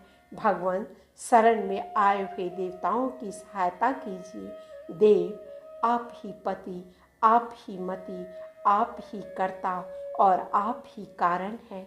आप ही सब लोगों की माता और आप ही इस जगत के पिता हैं। भगवान देव देवेश्वर शरणागत वत्सल देवता भयभीत होकर आपकी शरण में आए हैं। प्रभु अत्यंत उग्र स्वभाव वाले महाबली मूर नामक दैत्य ने संपूर्ण देवताओं को जीतकर इन्हें स्वर्ग से निकाल दिया है। इंद्र की बात सुनकर भगवान विष्णु बोले, देवराज वह दानव कैसा है, उसका रूप और बल कैसा है तथा उस दुष्ट के रहने का स्थान कहाँ है। इंद्र बोले, देवेश्वर पूर्व काल में ब्रह्मा जी के वंश में ताल जंघ नामक एक महान असुर उत्पन्न हुआ था जो अत्यंत भयंकर था। उसका पुत्र मूढ़ दानव के नाम से विख्यात हुआ। वह भी अत्यंत उत्कट महापराक्रमी और देवताओं के लिए भयंकर है। चंद्रावती नाम से प्रसिद्ध एक नगरी है, उसी में स्थान बनाकर वह निवास करता है। उस दैत्य ने समस्त देवताओं को परास्त करके स्वर्ग लोक से बाहर कर दिया है। उसने एक दूसरे ही इंद्र को स्वर्ग के सिंहासन पर बैठाया है। अग्नि, चंद्रमा, सूर्य, वायु तथा वरुण भी उसने दूसरे ही बनाए हैं। जनार्दन, मैं सच्ची बात बता रहा हूँ, उसने सब कोई दूसरे ही कर लिए हैं। देवताओं को तो उसने प्रत्येक स्थान से वंचित कर दिया है। इंद्र का कथन सुनकर भगवान जनार्दन को बड़ा क्रोध हुआ। वे देवताओं को साथ लेकर चंद्रावतीपुरी में गए। देवताओं ने देखा दैत्यराज बारंबार गर्जना कर रहा है। उससे परास्त होकर संपूर्ण देवता दसों दिशाओं में भाग गए। अब वह दानव भगवान विष्णु को देखकर बोला, खड़ा रह, खड़ा रह। उसकी ललकार सुनकर भगवान के नेत्र क्रोध से लाल हो गए। वे बोले, अरे दुराचारी दानव, मेरी यह भुजाओं को देख। यह कहकर श्री विष्णु ने अपने दिव्य बाणों से सामने आए हुए दुष्ट दानवों को मारना आरंभ किया। दानव भय से विफल हो उठे। पांडुनंदन, तत्पश्चात श्री विष्णु ने दैत्य सेना पर चक्र का प्रहार किया। उससे छिन्न भिन्न होकर सैकड़ों योद्धा मौत के मुख में चले गए। इसके बाद भगवान मधुसूदन बद्रिकाश्रम को चले गए। वहाँ सिंहावती नाम की गुफा थी जो 12 योजन लंबी थी। पांडुनंदन, उस गुफा में एक ही दरवाजा था। भगवान विष्णु उसी में सो रहे। दानव मूढ़ भगवान को मार डालने के उद्योग में लगा था। वह उनके पीछे लगा रहा। वहाँ पहुंचकर उसने भी उसी गुहा में प्रवेश किया। वहाँ भगवान को सोते देख उसे बड़ा हर्ष हुआ। उसने सोचा, यह दानवों को भय देने वाला देवता है, अतः निसंदेह इसे मार डालूंगा। युधिष्ठिर, दानव के इस प्रकार विचार करते ही भगवान विष्णु के शरीर से एक कन्या प्रकट हुई जो बड़ी ही रूपवती, सौभाग्यशालिनी तथा दिव्य अस्त्र शस्त्रों से युक्त थी। वह भगवान के तेज के अंश से उत्पन्न हुई थी। उसका बल और पराक्रम महान था। युधिष्ठिर, दानवराज मूढ़ ने उस कन्या को देखा। कन्या ने युद्ध का विचार करके दानव के साथ युद्ध के लिए याचना की। युद्ध छिड़ गया। कन्या सब प्रकार की युद्ध कला में निपुण थी। वह मूढ़ नामक महान असुर उसके हुंकार मात्र से राख का ढेर हो गया। दानव के मारे जाने पर भगवान जाग उठे। उन्होंने दानव को धरती पर पड़ा देख पूछा, मेरा यह शत्रु अत्यंत उग्र और भयंकर था, किसने इसका वध किया है? कन्या बोली, स्वामीन, आपके ही प्रसाद से मैंने इस महादैत्य का वध किया है। श्री भगवान ने कहा, कल्याणी, तुम्हारे इस कर्म से तीनों लोकों के मुनि और देवता आनंदित हुए हैं। अतः तुम्हारे मन में जैसी रुचि हो उसके अनुसार मुझसे कोई वर मांगो। देव दुर्लभ होने पर भी वह वर मैं तुम्हें दूंगा, इसमें तनिक भी संदेह नहीं है। वह कन्या साक्षात एकादशी ही थी। उसने कहा, प्रभु, यदि आप प्रसन्न हैं तो मैं आपकी कृपा से सब तीर्थों में प्रधान, समस्त विघ्नों का नाश करने वाली तथा सब प्रकार की सिद्धि देने वाली देवी हूँ। जनार्दन, जो लोग आप में भक्ति रखते हुए मेरे दिन को उपवास करेंगे उन्हें सब प्रकार की सिद्धि प्राप्त हो। माधव, जो लोग उपवास, नक्त अथवा एक भुक्त करके मेरे व्रत का पालन करें उन्हें आप धन, धर्म और मोक्ष प्रदान कीजिए। श्री विष्णु बोले, कल्याणी, तुम जो कुछ कहती हो वह सब पूर्ण होगा। भगवान श्री कृष्ण कहते हैं, युधिष्ठिर, ऐसा वर पाकर महाव्रता एकादशी बहुत प्रसन्न हुई। दोनों पक्षों की एकादशी समान रूप से कल्याण करने वाली है। इसमें शुक्ल और कृष्ण का भेद नहीं करना चाहिए। यदि उदय काल में थोड़ी सी एकादशी, मध्य में पूरी द्वादशी और अंत में किंचित त्रयोदशी हो तो वह तिस्पृशा एकादशी कहलाती है। वह भगवान को बहुत ही प्रिय है। यदि एक त्रिस्पृशा एकादशी को उपवास कर लिया जाए तो 1,000 एकादशी व्रतों का फल प्राप्त होता है तथा इसी प्रकार द्वादशी में पारण करने पर सहस्त्र गुना फल माना गया है। अष्टमी, एकादशी, षष्ठी, तृतीया और चतुर्दशी ये यदि पूर्व तिथि से विद्य हो तो उनमें व्रत नहीं करना चाहिए। परिवर्तनी तिथि से युक्त होने पर ही इनमें उपवास का विधान है। पहले दिन में और रात में भी एकादशी हो तथा दूसरे दिन केवल प्रातःकाल एक दंड एकादशी रहे तो पहली तिथि का परित्याग करके दूसरे दिन की द्वादशी युक्त एकादशी को ही उपवास करना चाहिए। यह विधि मैंने दोनों पक्षों की एकादशी के लिए बताई है। जो मनुष्य एकादशी को उपवास करता है वह वैकुंठ धाम में, जहाँ साक्षात भगवान गरुड़ ध्वज विराजमान है, जाता है। जो मानव हर समय एकादशी के महात्म्य का पाठ करता है उसे सहस्त्र गोदानों के पुण्य का फल प्राप्त होता है। जो दिन या रात में भक्ति पूर्वक इस महात्म्य का श्रवण करते हैं वे निसंदेह ब्रह्म हत्या आदि पापों से मुक्त हो जाते हैं। एकादशी के समान पाप नाशक व्रत दूसरा कोई नहीं है। मार्गशीर्ष शुक्ल पक्ष की मोक्षा एकादशी का महात्म्य। युधिष्ठिर बोले, देव देवेश्वर, मैं पूछता हूँ, मार्गशीर्ष मास के शुक्ल पक्ष में जो एकादशी होती है उसका क्या नाम है, कौन सी विधि है तथा उसमें किस देवता का पूजन किया जाता है? स्वामी, यह सब यथार्थ रूप से बताइए। श्री कृष्ण ने कहा, नृपश्रेष्ठ, मार्गशीर्ष मास के कृष्ण पक्ष में उत्पत्ति नाम की एकादशी होती है जिसका वर्णन मैंने तुम्हारे समक्ष कर दिया है। अब शुक्ल पक्ष की एकादशी का वर्णन करूँगा। उसके श्रवण मात्र से वाजपेयी यज्ञ का फल मिलता है।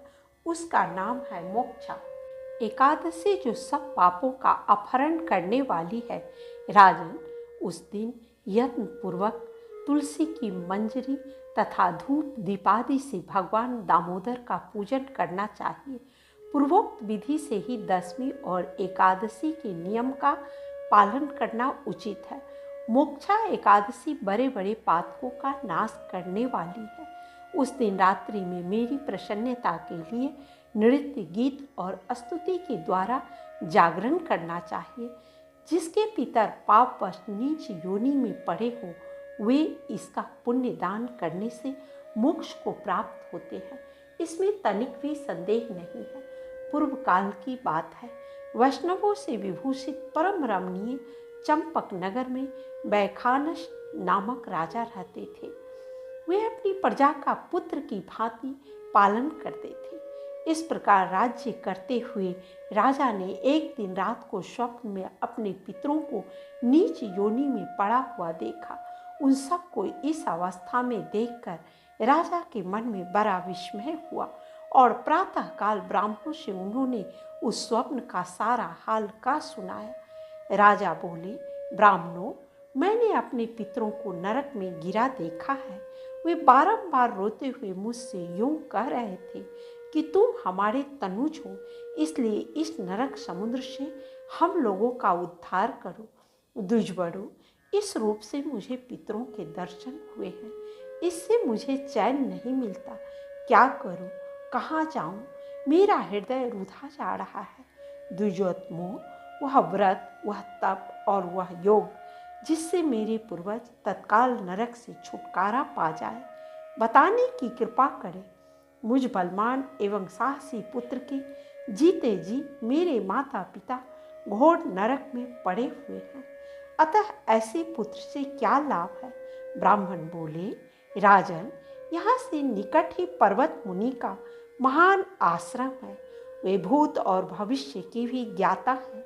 नृपश्रेष्ठ, आप उन्हीं के पास चले जाइए। ब्राह्मणों की बात सुनकर महाराज वैखानस शीघ्र ही पर्वत मुनि के आश्रम पर गए और वहां उन मुनि श्रेष्ठ को देखकर उन्होंने दंडवत प्रणाम करके मुनि के चरणों का स्पर्श किया। मुनि ने भी राजा से राज्य के सातों अंगों की कुशल पूछी। राजा बोले, स्वामी, आपकी कृपा से मेरे राज्य के सातों अंग सकुशल है, किंतु मैंने स्वप्न में देखा है कि मेरे पितर नरक में पड़े हैं। अतः बताइए, किस पुण्य के प्रभाव से उनका वहां से छुटकारा होगा? राजा की यह बात सुनकर मुनि श्रेष्ठ पर्वत एक मुहूर्त तक ध्यानस्थ रहे। इसके बाद वे राजा से बोले, महाराज, मार्गशीर्ष मास के शुक्ल पक्ष में जो मोक्षा नाम की एकादशी होती है, तुम सब लोग उसका व्रत करो और उसका पुण्य पितरों को दे डालो। उस पुण्य के प्रभाव से उनका नरक से उद्धार हो जाएगा। भगवान श्री कृष्ण कहते हैं, युधिष्ठिर, मुनि की यह बात सुनकर राजा पुनः अपने घर लौट आए। जब उत्तम मार्गशीर्ष मास आया, तब राजा वैखानस ने मुनि के कथनानुसार मोक्षा एकादशी का व्रत करके उसका पुण्य समस्त पितरों सहित पिता को दे दिया। पुण्य देते ही क्षण भर में आकाश से फूलों की वर्षा होने लगी। वैखानस के पिता पितरों सहित नरक से छुटकारा पा गए और आकाश में आकर राजा के प्रति यह पवित्र वचन बोले, बेटा, तुम्हारा कल्याण हो। यह कहकर वे स्वर्ग में चले गए। राजन, जो इस प्रकार कल्याणमयी मोक्षा एकादशी का व्रत करता है, उसके पाप नष्ट हो जाते हैं और मरने के बाद वह मोक्ष प्राप्त कर लेता है। यह मोक्ष देने वाली मोक्षा एकादशी मनुष्यों के लिए चिंतामणि के समान समस्त कामनाओं को पूर्ण करने वाली है।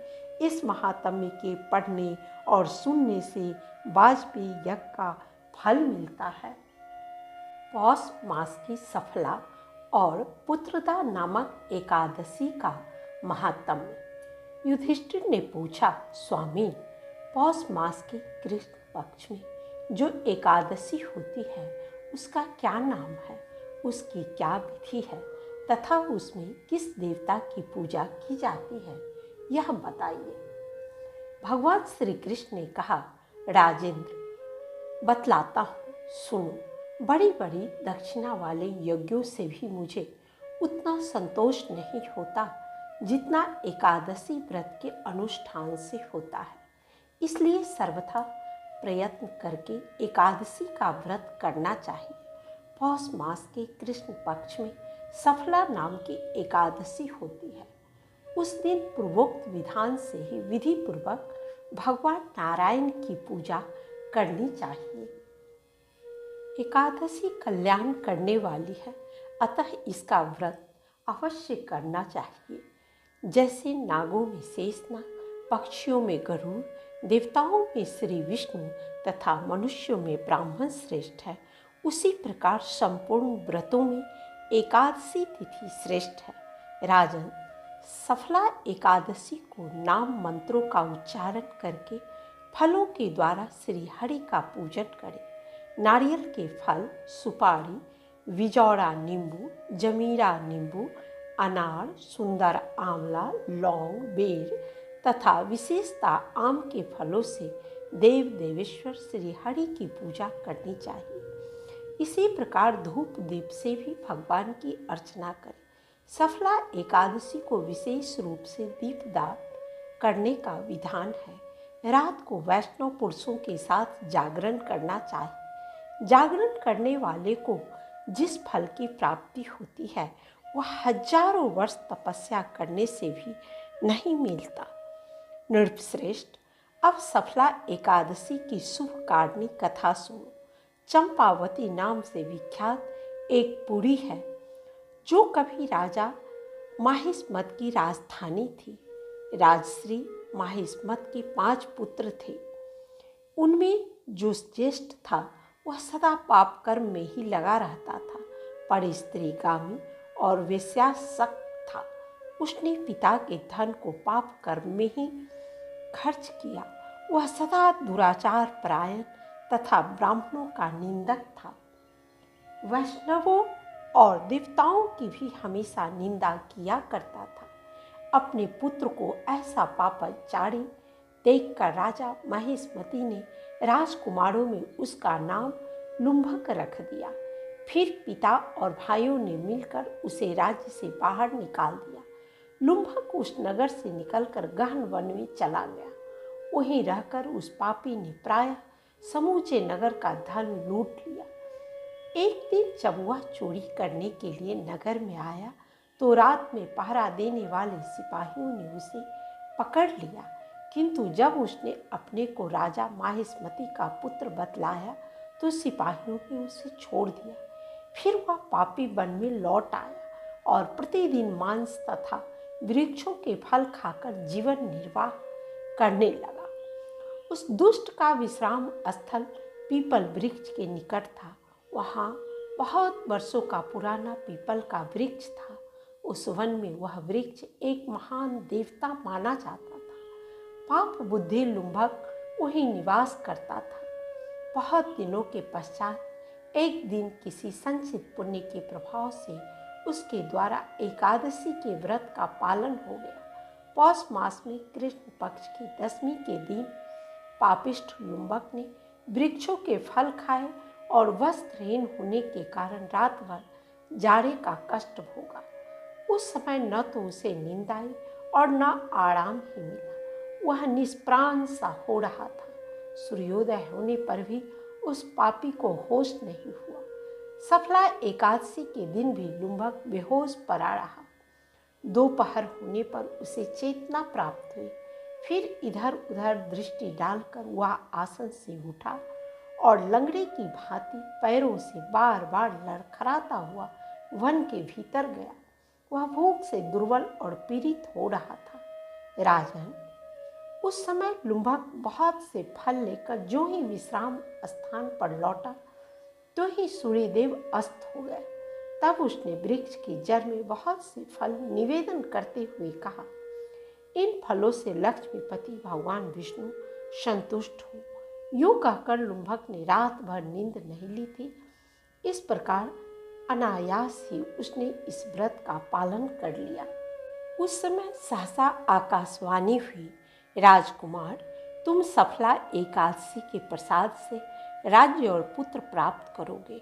बहुत अच्छा, कहकर उसने वह वरदान स्वीकार किया। इसके बाद उसका रूप दिव्य हो गया। तब से उसकी उत्तम बुद्धि भगवान विष्णु के भजन में लग गई। दिव्य आभूषणों की शोभा से संपन्न होकर उसने अकंटक राज्य प्राप्त किया और 15 वर्षों तक वह उसका संचालन करता रहा। उस समय भगवान श्री कृष्ण की कृपा से उसके मनोज्ञ नामक पुत्र उत्पन्न हुआ। जब वह बड़ा हुआ तब लुम्भक ने तुरंत ही राज्य की ममता छोड़कर उसे पुत्र को सौंप दिया और वह भगवान श्री कृष्ण के समीप चला गया, जहाँ जाकर मनुष्य कभी शोक में नहीं पड़ता। राजन, इस प्रकार जो सफला एकादशी का उत्तम व्रत करता है वह इस लोक में सुख भोग कर मरने के पश्चात मोक्ष को प्राप्त होता है।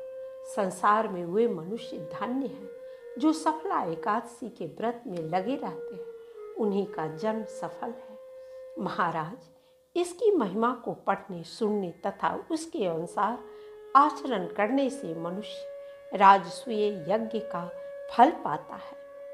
युधिष्ठिर बोले, श्री कृष्ण, आपने शुभ कारणी सफला एकादशी का वर्णन किया।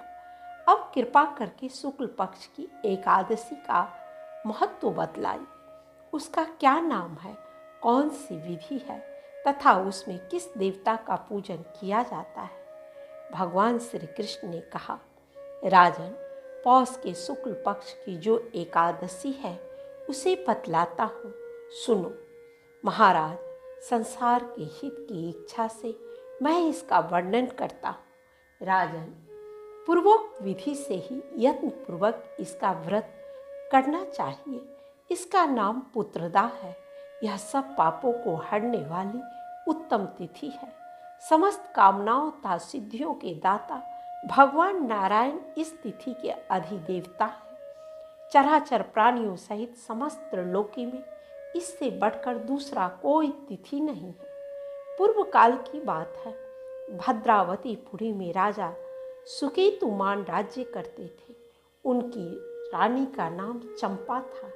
राजा को बहुत समय तक कोई वंशधर पुत्र नहीं प्राप्त हुआ। इसलिए दोनों पति पत्नी सदा चिंता और शोक में डूबे रहते थे। राजा के पितर उनके दिए हुए जल को शोकोच्छ्वास से गर्म करके पीते थे। राजा के बाद और कोई ऐसा नहीं दिखाई देता जो हम लोगों का तर्पण करेगा। यह सोच सोच कर पितर दुखी रहते थे। एक दिन राजा घोड़े पर सवार हो गहन वन में चले गए। पुरोहित आदि किसी को भी इस बात का पता न था।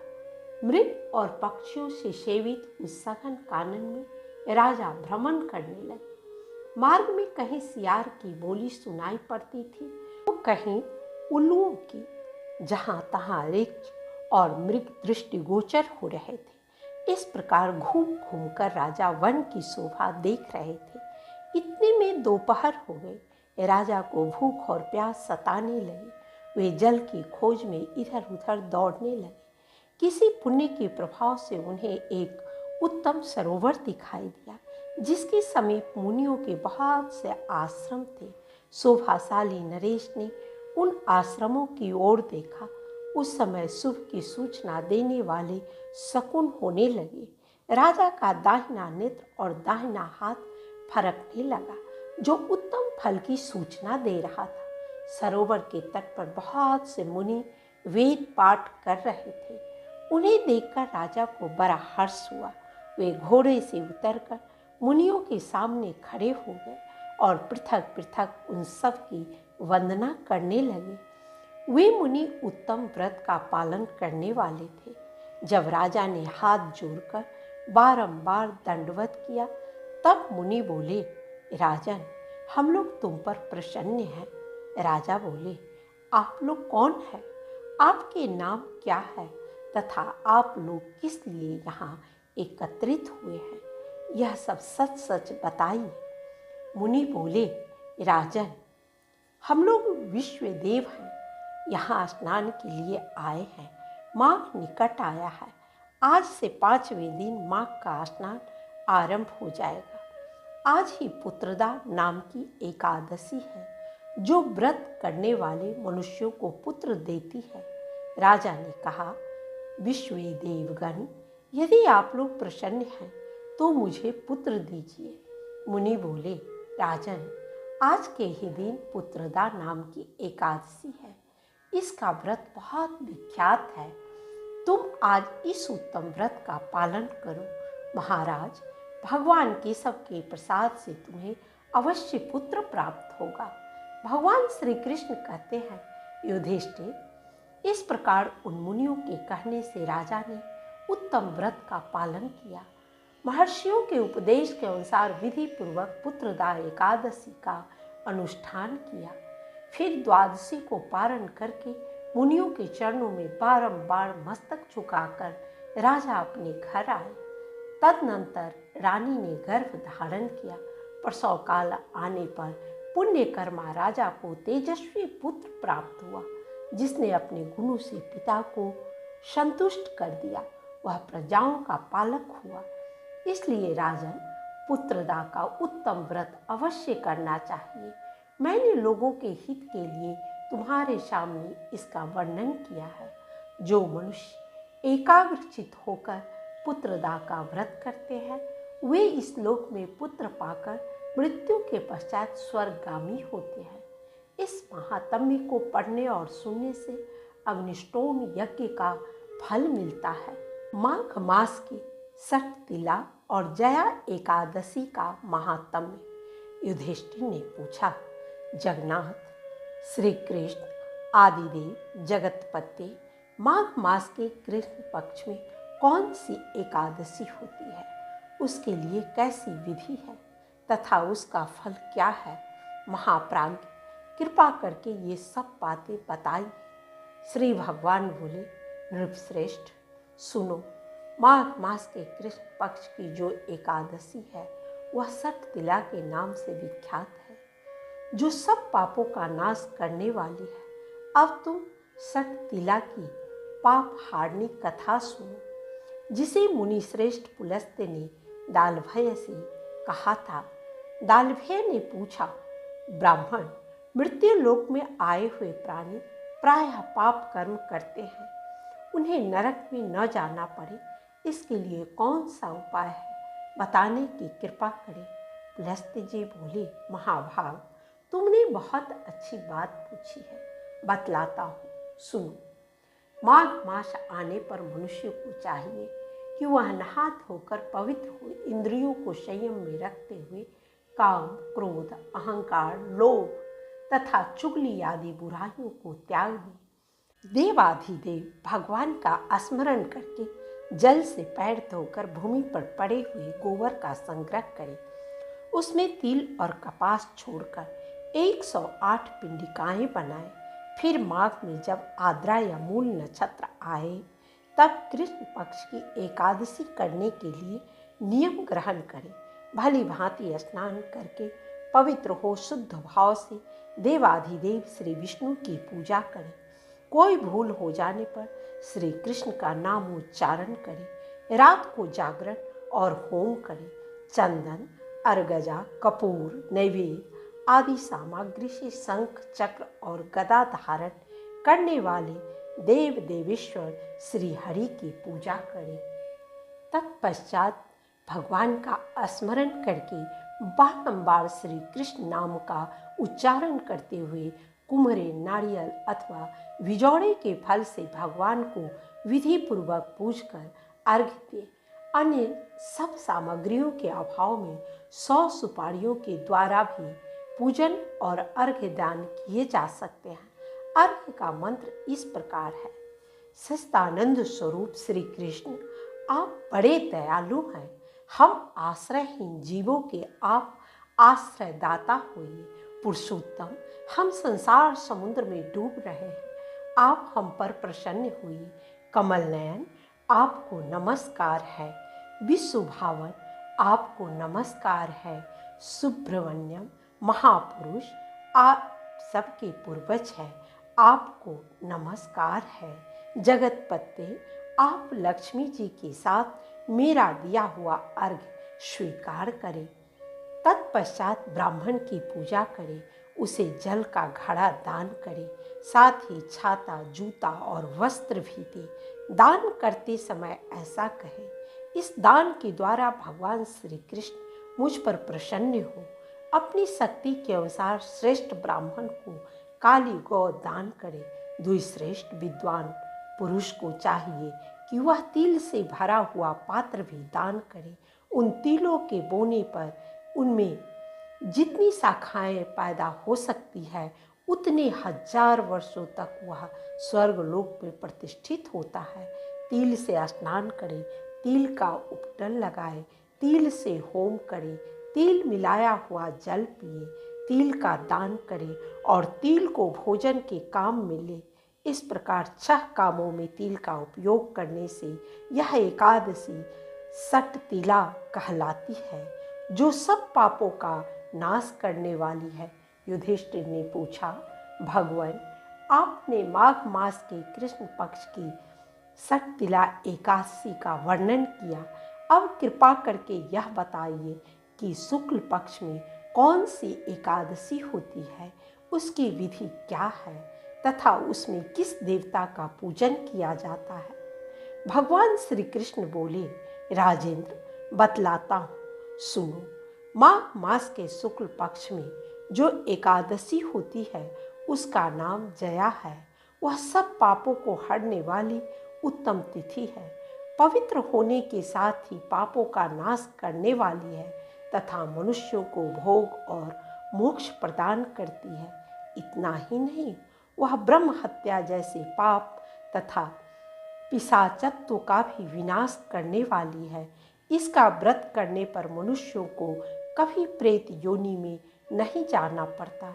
इसलिए राजन, प्रयत्न पूर्वक जया नाम की एकादशी का व्रत करना चाहिए। एक समय की बात है, स्वर्गलोक में देवराज इंद्र राज्य करते थे। देवगण पारिजात वृक्षों से भरे हुए नंदन वन में अप्सराओं के साथ विहार कर रहे थे। 50 करोड़ गंधर्वों के नायक देवराज इंद्र ने स्वेच्छानुसार वन में विहार करते हुए बड़े हर्ष के साथ नृत्य का आयोजन किया। उसमें गंधर्व गान कर रहे थे, जिनमें पुष्पदंत, चित्रसेन तथा उसका पुत्र, ये 3 प्रधान थे। चित्रसेन की स्त्री का नाम मालिनी था। मालिनी से एक कन्या उत्पन्न हुई थी जो पुष्पवंती के नाम से विख्यात थी। पुष्पदंत गंधर्व के एक पुत्र था जिसको लोग माल्यवान कहते थे। माल्यवान पुष्पवंती के रूप पर अत्यंत मोहित था। वे दोनों भी इंद्र के संतोषार्थ नृत्य करने के लिए आए थे। इन दोनों का गान हो रहा था। इनके साथ अप्सराएं भी थी। परस्पर अनुराग के कारण ये दोनों मोह के वशीभूत हो गए। चित्त में भ्रांति आ गई, इसलिए वे शुद्ध गान न गा सके। कभी ताल भंग हो जाता और कभी गीत बंद हो जाता था। इंद्र ने इस प्रमाद पर विचार किया और इसमें अपना अपमान समझकर वे कुपित हो गए। अतः इन दोनों को शाप देते हुए बोले, ओ मूर्खों, तुम दोनों को धिक्कार है। तुम लोग पतित और मेरी आज्ञा भंग करने वाले हो। अतः पति पत्नी के रूप में रहते हुए पिशाच हो जाओ। इंद्र के इस प्रकार शाप देने पर इन दोनों के मन में बड़ा दुख हुआ। वे हिमालय पर्वत पर चले गए और पिशाच योनि को पाकर भयंकर दुख भोगने लगे। शारीरिक पातक से उत्पन्न ताप से पीड़ित होकर दोनों ही पर्वत की कंदराओं में विचरते रहते थे। एक दिन पिशाच ने अपनी पत्नी पिशाची से कहा, हमने कौन सा पाप किया है जिससे यह पिशाच योनि प्राप्त हुई है। नरक का कष्ट अत्यंत भयंकर है तथा पिशाच योनि भी बहुत दुख देने वाली है। अतः पूर्ण प्रयत्न करके पाप से बचना चाहिए। इस प्रकार चिंतामग्न होकर वे दोनों दुख के कारण सूखते जा रहे थे। दैव योग से उन्हें माघ मास की एकादशी तिथि प्राप्त हो गई। जया नाम से विख्यात तिथि, जो सब तिथियों में उत्तम है, आई। उस दिन उन दोनों ने सब प्रकार के आहार त्याग दिए, जल पान तक नहीं किया, किसी जीव की हिंसा नहीं की, यहाँ तक कि फल भी नहीं खाया। निरंतर दुख से युक्त होकर वे एक पीपल के समीप बैठे रहे। सूर्यास्त हो गया। उनके प्राण लेने वाली भयंकर रात उपस्थित हुई। उन्हें नींद नहीं आई। वे रति या और कोई सुख भी नहीं पा सके। सूर्योदय हुआ। द्वादशी का दिन आया। उन पिशाचों के द्वारा जया के उत्तम व्रत का पालन हो गया। उन्होंने रात में जागरण भी किया था। उस व्रत के प्रभाव से तथा भगवान विष्णु की शक्ति से उन दोनों की पिशाचता दूर हो गई। पुष्पवंती और माल्यवान अपने पूर्व रूप में आ गए। उनके हृदय में वही पुराना स्नेह उमड़ रहा था। उनके शरीर पर पहले ही जैसे अलंकार शोभा पा रहे थे। वे दोनों मनोहर रूप धारण करके विमान पर बैठे और स्वर्ग लोक में चले गए। वहाँ देवराज इंद्र के सामने जाकर दोनों ने बड़ी प्रसन्नता के साथ उन्हें प्रणाम किया। उन्हें इस रूप में उपस्थित देखकर इंद्र को बड़ा विस्मय हुआ। उन्होंने पूछा, बताओ, किस पुण्य के प्रभाव से तुम दोनों का पिशाचत्व दूर हुआ है? तुम मेरे शाप को प्राप्त हो चुके थे, फिर किस देवता ने तुम्हें उससे छुटकारा दिलाया है? माल्यवान बोला, स्वामी, भगवान वासुदेव की कृपा तथा जया नामक एकादशी के व्रत से हमारी पिशाचता दूर हुई है। इंद्र ने कहा, तो अब तुम दोनों मेरे कहने से सुधा पान करो। जो लोग एकादशी के व्रत में तत्पर और भगवान श्री कृष्ण के शरणागत होते हैं वे हमारे भी पूजनीय हैं। भगवान श्री कृष्ण कहते हैं, राजन, इस कारण एकादशी का व्रत करना चाहिए। नृपश्रेष्ठ, जया ब्रह्म हत्या का पाप भी दूर करने वाली है। जिसने जया का व्रत किया है उसने सब प्रकार के दान दे दिए और संपूर्ण यज्ञों का अनुष्ठान कर लिया। इस महात्म्य के पढ़ने और सुनने से अग्निष्टोम यज्ञ का फल मिलता है। फाल्गुन मास की विजया तथा आमल की एकादशी का महात्म्य। युधिष्ठिर ने पूछा, वासुदेव, फाल्गुन के कृष्ण पक्ष में किस नाम की एकादशी होती है? कृपा करके बताइए। भगवान श्री कृष्ण बोले, युधिष्ठिर, एक बार नारद जी ने कमल के आसन पर विराजमान होने वाले ब्रह्मा जी से प्रश्न किया, सुरश्रेष्ठ, फाल्गुन के कृष्ण पक्ष में जो विजया नाम की एकादशी होती है, कृपया उसके पुण्य का वर्णन कीजिए। ब्रह्मा जी ने कहा, नारद, सुनो, मैं एक उत्तम कथा सुनाता हूँ जो पापों का अपहरण करने वाली है। यह व्रत बहुत ही प्राचीन, पवित्र और पाप नाशक है। यह विजया नाम की एकादशी राजाओं को विजय प्रदान करती है, इसमें तनिक भी संदेह नहीं है। पूर्व काल की बात है, भगवान श्री रामचंद्र जी 14 वर्षों के लिए वन में गए और वहाँ पंचवटी में सीता तथा लक्ष्मण के साथ रहने लगे। वहाँ रहते समय रावण ने चपलतावश विद्यात्मा श्री राम की तपस्विनी पत्नी सीता को हर लिया। उस दुख से श्री राम व्याकुल हो उठे। उस समय सीता की खोज करते हुए वे वन में घूमने लगे। कुछ दूर जाने पर उन्हें जटायु मिले, जिनकी आयु समाप्त हो चुकी थी। इसके बाद उन्होंने वन के भीतर कबंध नामक राक्षस का वध किया। फिर सुग्रीव के साथ उनकी मित्रता हुई। तत्पश्चात श्री राम के लिए वानरों की सेना एकत्रित हुई। हनुमान जी ने लंका के उद्यान में जाकर सीता जी का दर्शन किया और उन्हें श्री राम की चिन्ह स्वरूप मुद्रिका प्रदान की। यह उन्होंने महान पुरुषार्थ का काम किया था। वहाँ से लौटकर वे श्री रामचंद्र जी से मिले और लंका का सारा समाचार उनसे निवेदन किया। हनुमान जी की बात सुनकर श्री राम ने सुग्रीव की अनुमति ले लंका को प्रस्थान करने का विचार किया और समुद्र के किनारे पहुंचकर उन्होंने लक्ष्मण से कहा, सुमित्रा नंदन, किस पुण्य से इस समुद्र को पार किया जा सकता है? यह अत्यंत आगाध और भयंकर जल जंतुओं से भरा हुआ है। मुझे ऐसा कोई उपाय नहीं दिखाई देता जिससे इसको सुगमता से पार किया जा सके। लक्ष्मण बोले, महाराज, आप ही आदिदेव और पुराण पुरुषोत्तम हैं। आपसे क्या छिपा है? यहाँ द्वीप के भीतर बकदालभ्य नामक मुनि रहते हैं। यहाँ से आधे योजन की दूरी पर उनका आश्रम है। रघुनंदन, उन प्राचीन मुनीश्वर के पास जाकर उन्हीं से इसका उपाय पूछिए। लक्ष्मण की यह अत्यंत सुंदर बात सुनकर श्री रामचंद्र जी महामुनि बकदालभ्य से मिलने के लिए गए। वहां पहुंचकर उन्होंने मस्तक झुकाकर मुनि को प्रणाम किया। मुनि उनको देखते ही पहचान गए कि ये पुराण पुरुषोत्तम श्री राम हैं, जो किसी कारणवश मानव शरीर में अवतीर्ण हुए हैं। उनके आने से महर्षि को बड़ी प्रसन्नता हुई। उन्होंने पूछा, श्री राम, आपका कैसे यहाँ आगमन हुआ? श्री राम बोले, ब्राह्मण, आपकी कृपा से राक्षसों सहित लंका को जीतने के लिए सेना के साथ समुद्र के किनारे आया हूँ। मुनि, अब जिस प्रकार समुद्र पार किया जा सके वह उपाय बताइए, मुझ पर कृपा कीजिए। बकदालभ्य ने कहा, श्री राम, फाल्गुन के कृष्ण पक्ष में जो विजया नाम की एकादशी होती है उसका व्रत करने से आपकी विजय होगी। निश्चय ही आप अपनी वानर सेना के साथ समुद्र को पार कर लेंगे। राजन, अब इस व्रत की फलदायक विधि सुनिए। 10वीं का दिन आने पर एक कलश स्थापित करें।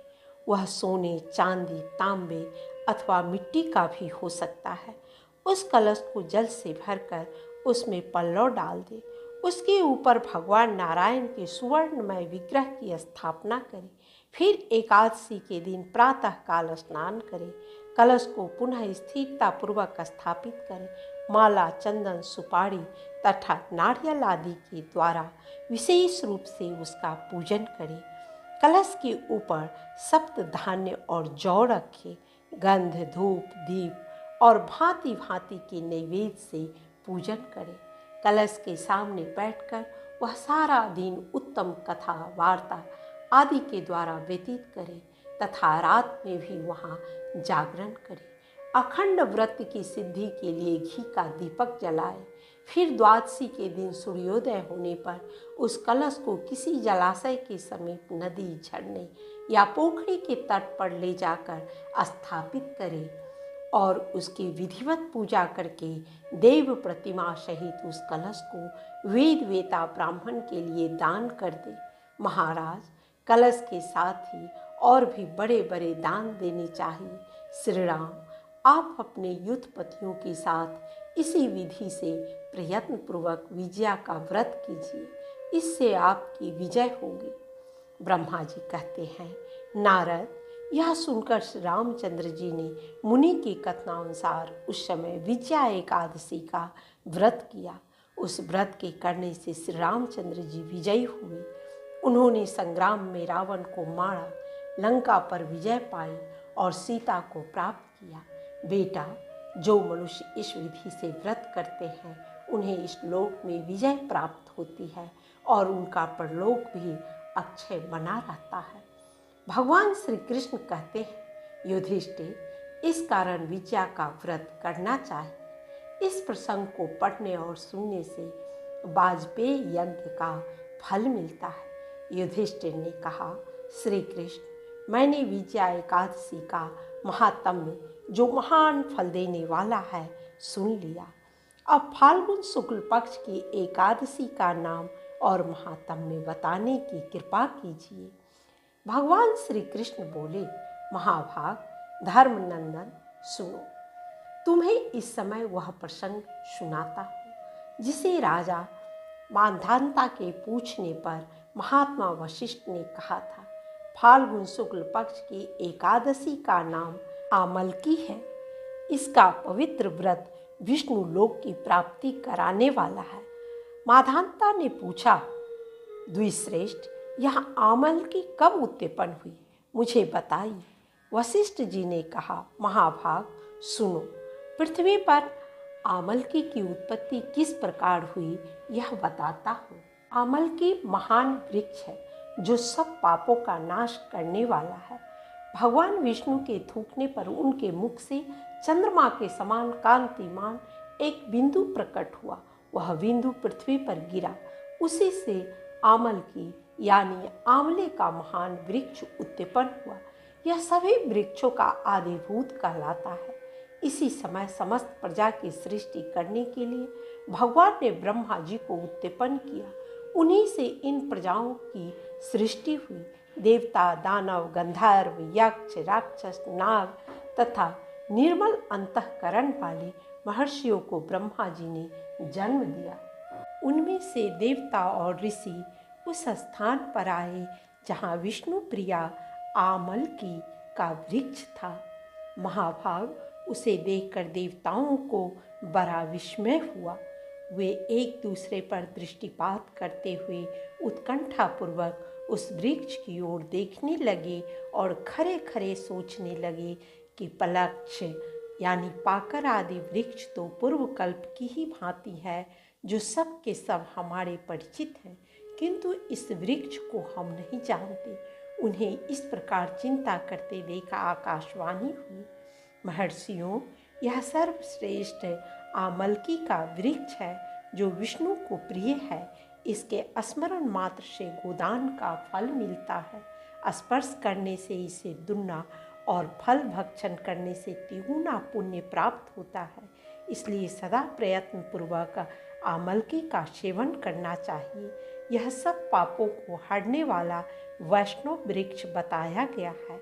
इसके मूल में विष्णु, उसके ऊपर ब्रह्मा, स्कंध में परमेश्वर भगवान रुद्र, शाखाओं में मुनि, टहनियों में देवता, पत्तों में वसु, फूलों में मरुदगण तथा फलों में समस्त प्रजापति वास करते हैं। आमल की सर्वदेवमयी बताई गई है, अतः विष्णु भक्त पुरुषों के लिए यह परम पूज्य है। ऋषि बोले, अव्यक्त स्वरूप से बोलने वाले महापुरुष, हम लोग आपको क्या समझे? आप कौन हैं? देवता है या और कोई? हमें ठीक ठीक बताइए। आकाशवाणी हुई, जो संपूर्ण भूतों के कर्ता और समस्त भुवनों के सृष्टा है, जिन्हें विद्वान पुरुष भी कठिनता से देख पाते हैं, वही सनातन विष्णु मैं हूँ। देवाधिदेव भगवान विष्णु का कथन सुनकर उन ब्रह्म कुमार महर्षियों के नेत्र आश्चर्य से चकित हो उठे। उन्हें बड़ा विस्मय हुआ। वे आदि अंतरहित भगवान की स्तुति करने लगे। ऋषि बोले, संपूर्ण भूतों के आत्मभूत आत्मा एवं परमात्मा को नमस्कार है। अपनी महिमा से कभी च्युत न होने वाले अच्युत को नित्य प्रणाम है। अंतरहित परमेश्वर को बारंबार प्रणाम है। दामोदर कवि सर्वज्ञ और यज्ञेश्वर को नमस्कार है। मायापति आपको प्रणाम है। आप विश्व के स्वामी हैं, आपको नमस्कार है। ऋषियों के इस प्रकार स्तुति करने पर भगवान श्री हरि संतुष्ट हुए और बोले, महर्षियों, तुम्हें कौन सा अभिष्ट वरदान दूं? ऋषि बोले, भगवान, यदि आप संतुष्ट हैं तो हम लोगों के हित के लिए कोई ऐसा व्रत बतलाइए जो स्वर्ग और मोक्ष रूपी फल प्रदान करने वाला हो। श्री विष्णु बोले, महर्षियों, फाल्गुन शुक्ल पक्ष में यदि पुष्य नक्षत्र से युक्त द्वादशी हो तो वह महान पुण्य देने वाली और बड़े बड़े पातकों का नाश करने वाली होती है। द्विजवरों, उसमें जो विशेष कर्तव्य है उसको सुनो। आमल की एकादशी में आंवले के वृक्ष के पास जाकर वहाँ रात्रि में जागरण करना चाहिए। इससे मनुष्य सब पापों से छूट जाता और सहस्त्र गोदानों का फल प्राप्त करता है। विप्रगण, यह व्रतों में उत्तम व्रत है जिसे मैंने तुम लोगों को बताया है। ऋषि बोले, भगवान, इस व्रत की विधि बतलाइए। यह कैसे पूर्ण होता है? इसके देवता, नमस्कार और मंत्र कौन से बताए गए हैं? उस समय स्नान और दान कैसे किया जाता है? पूजन की कौन सी विधि है तथा उसके लिए मंत्र क्या है? इन सब बातों का यथार्थ रूप से वर्णन कीजिए। भगवान विष्णु ने कहा, द्विजवरों, इस व्रत की जो उत्तम विधि है उसको श्रवण करो। एकादशी को प्रातः काल दंत धावन करके यह संकल्प करें कि हे पुंडरीकाक्ष, हे अच्युत, मैं एकादशी को निराहार रहकर दूसरे दिन भोजन करूंगा। आप मुझे शरण में रखें। ऐसा नियम लेने के बाद पतित, चोर, पाखंडी, दुराचारी, मर्यादा भंग करने वाले तथा गुरु पत्नीगामी मनुष्यों से वार्तालाप न करें। अपने मन को वश में रखते हुए नदी में, पोखरे में, कुएं पर अथवा घर में ही स्नान करें। स्नान के पहले शरीर में मिट्टी लगाए। मृतका का लगाने का मंत्र, वसुंधरे, तुम्हारे ऊपर अश्व और रथ चला करते हैं तथा वामन अवतार के समय भगवान विष्णु ने भी तुम्हें अपने पैरों से नापा था। मृतके, मैंने करोड़ों जन्मों में जो पाप किए हैं, मेरे उन सब पापों को हर लो। स्नान मंत्र, जल की अधिष्ठात्री देवी माता, तुम संपूर्ण भूतों के लिए जीवन हो। वही जीवन जो स्वेदज और उद्भिज जाति के जीवों का भी रक्षक है। तुम रसों की स्वामिनी हो, तुम्हें नमस्कार है। आज मैं संपूर्ण तीर्थों, कुंडों, झरनों, नदियों और देव संबंधी सरोवरों में स्नान कर चुका। मेरा यह स्नान उक्त सभी स्नानों का फल देने वाला हो। विद्वान पुरुष को चाहिए कि वह परशुराम जी की सोने की प्रतिमा बनवाए। प्रतिमा अपनी शक्ति और धन के अनुसार 1 या आधे माह से सुवर्ण की होनी चाहिए। स्नान के पश्चात घर आकर पूजा और हवन करें। इसके बाद सब प्रकार की सामग्री लेकर आंवले के वृक्ष के पास जाए। वहाँ वृक्ष के चारों ओर की जमीन झाड़ बुहार लीप पोत कर शुद्ध करें। शुद्ध की हुई भूमि में मंत्र पाठ पूर्वक जल से भरे हुए नवीन कलश की स्थापना करें। कलश में पंचरत्न और दिव्य गंध आदि छोड़ दे। श्वेत चंदन से उसको चर्चित करें। कंठ में फूल की माला पहनाए। सब प्रकार के धूप की सुगंध फैलाए। जलते हुए दीपकों की श्रेणी सजाकर रखे। तात्पर्य कि सब ओर से सुंदर एवं मनोहर दृश्य उपस्थित करें।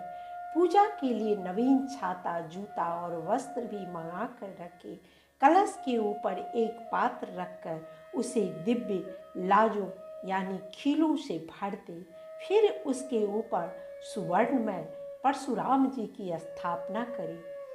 विशोकाय नमः कहकर उनके चरणों की, विश्वरूपिणे नमः से दोनों घुटनों की, उग्राय नमः से जांघों की, दामोदराय नमः से कटे भाग की, पद्मनाभाय नमः से उदर की, श्रीवत्सधारिणे नमः से वक्षस्थल की, चक्रिणे नमः से बाईं बाँह की, गदिने नमः से दाहिनी बाँह की, वैकुंठाय नमः से कंठ की, यज्ञमुखाय नमः से मुख की, विशोकनिधे नमः से नासिका की, वासुदेवाय नमः से नेत्रों की, वामनाय नमः से ललाट की, सर्वात्मने नमः से संपूर्ण अंगों तथा मस्तक की पूजा करें। यही पूजा के मंत्र है। तदनंतर भक्ति युक्त चित्त से शुद्ध फल के द्वारा देवाधिदेव परशुराम जी को अर्घ्य प्रदान करें। अर्घ्य का मंत्र इस प्रकार है। देव देवेश्वर जमदाग्नि नंदन श्री विष्णु स्वरूप परशुराम जी, आपको नमस्कार है, नमस्कार है। आंवले के फल के साथ दिया हुआ मेरा यह अर्घ्य ग्रहण कीजिए। तदनंतर भक्ति युक्त चित्त से जागरण करें। नृत्य, संगीत, वाद, धार्मिक उपाख्यान तथा श्री विष्णु संबंधी कथा वार्ता आदि के द्वारा वह रात्रि व्यतीत करे। उसके बाद भगवान विष्णु के नाम ले लेकर आंवले के वृक्ष की परिक्रमा 108 या 28 बार करें। फिर सवेरा होने पर श्री हरि की आरती करें। ब्राह्मण की पूजा करके वहाँ की सब सामग्री उसे निवेदन कर दे। परशुराम जी का कलश, 2 वस्त्र, जूता आदि सभी वस्तुएं दान कर दे और यह भावना करे कि परशुराम जी के स्वरूप में भगवान विष्णु मुझ पर प्रसन्न हो। तत्पश्चात आमलकी का स्पर्श करके उसकी प्रदक्षिणा करें और स्नान करने के बाद विधि पूर्वक ब्राह्मणों को भोजन कराएं। तदनंतर कुटुंबियों के साथ बैठकर स्वयं भी भोजन करें। ऐसा करने से जो पुण्य होता है वह सब बतलाता हूँ, सुनो। संपूर्ण तीर्थों के सेवन से जो पुण्य प्राप्त होता है तथा सब प्रकार के दान देने से जो फल मिलता है वह सब उपयुक्त विधि के पालन से सुलभ होता है। समस्त यज्ञों की अपेक्षा भी अधिक फल मिलता है, इसमें तनिक भी संदेह नहीं है। यह व्रत सब व्रतों में उत्तम है, जिसका मैंने तुमसे पूरा वर्णन किया है। वशिष्ठ जी कहते हैं, महाराज, इतना कहकर देवेश्वर भगवान विष्णु वहीं अंतर्धान हो गए। तत्पश्चात उन समस्त महर्षियों ने उक्त व्रत का पूर्ण रूप से पालन किया। नृपश्रेष्ठ, इसी प्रकार तुम्हें भी इस व्रत का अनुष्ठान करना चाहिए। भगवान श्री कृष्ण कहते हैं, युधिष्ठिर, यह दुर्धर्ष व्रत मनुष्य को सब पापों से मुक्त करने वाला है। चैत्र मास की पाप मोचनी तथा कामदा एकादशी का महात्म्य। युधिष्ठिर ने पूछा, भगवान, फाल्गुन शुक्ल पक्ष की आम्लकी एकादशी का महात्म्य मैंने सुना। अब चैत्र कृष्ण पक्ष की एकादशी का क्या नाम है, यह बताने की कृपा कीजिए। भगवान श्री कृष्ण बोले, राजेंद्र सुनो, मैं इस विषय में एक पाप नाशक उपाख्यान सुनाऊंगा, जिसे चक्रवर्ती नरेश मांधाता के पूछने पर महर्षि लोमश ने कहा था। मांधाता बोले, भगवान, मैं लोगों के हित की इच्छा से यह सुनना चाहता हूँ कि चैत्र मास के कृष्ण पक्ष में किस नाम की एकादशी होती है, उसकी क्या विधि है तथा उससे किस फल की प्राप्ति होती है। कृपया ये सब बातें बताइए। लोमश जी ने कहा, नृपश्रेष्ठ, पूर्व काल की बात है। अप्सराओं से सेवित चैत्र रथ नामक वन में, जहाँ गंधर्वों की कन्याएं अपने किंकरों के साथ बाजे बजाती हुई विहार करती हैं, मंजू घोषा नामक अप्सरा मुनिवर मेधावी को मोहित करने के लिए गई। वे महर्षि उसी वन में रहकर ब्रह्मचर्य का पालन करते थे। मंजू घोषा मुनि के भय से आश्रम से एक कोस दूर ही ठहर गई और सुंदर ढंग से वीणा बजाती हुई मधुर गीत गाने लगी। मुनि श्रेष्ठ मेधावी घूमते हुए उधर जा निकले और उस सुंदरी अप्सरा को इस प्रकार गान करते देख सेना सहित कामदेव से परास्त होकर बरवश मोह के वशीभूत हो गए। मुनि की ऐसी अवस्था देख मंजू घोषा उनके समीप आई और वीणा नीचे रखकर उनका आलिंगन करने लगी। मेधावी भी उसके साथ रमन करने लगे। कामवश रमन करते हुए उन्हें रात और दिन का भी भान न रहा। इस प्रकार मुनि जन्मोचित सदाचार का लोप करके अप्सरा के साथ रमन करते हुए बहुत दिन व्यतीत हो गए। मंजू घोषा देवलोक में जाने को तैयार हुई। जाते समय उसने मुनि श्रेष्ठ मेधावी से कहा, ब्राह्मण, अब मुझे अपने देश जाने की आज्ञा दीजिए। मेधावी बोले, देवी, जब तक सवेरे की संध्या न हो जाए तब तक मेरे ही पास ठहर। अप्सरा ने कहा, विप्रवर, अब तक न जाने कितनी संध्याएं चली गई, मुझ पर कृपा करके बीते हुए समय का विचार तो कीजिए। लोमश जी कहते हैं, राजन, अप्सरा की बात सुनकर मेधावी के नेत्र आश्चर्य से चकित हो उठे।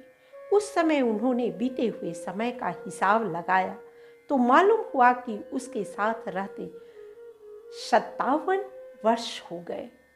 उसे अपनी तपस्या का विनाश करने वाली जानकर मुनि को उस पर बड़ा क्रोध हुआ। उन्होंने शाप देते हुए कहा, पापनी, तू पिशाची हो जा। मुनि के शाप से दग्ध होकर वह विनय से नतमस्तक हो बोली, विप्रवर, मेरे शाप का उद्धार कीजिए।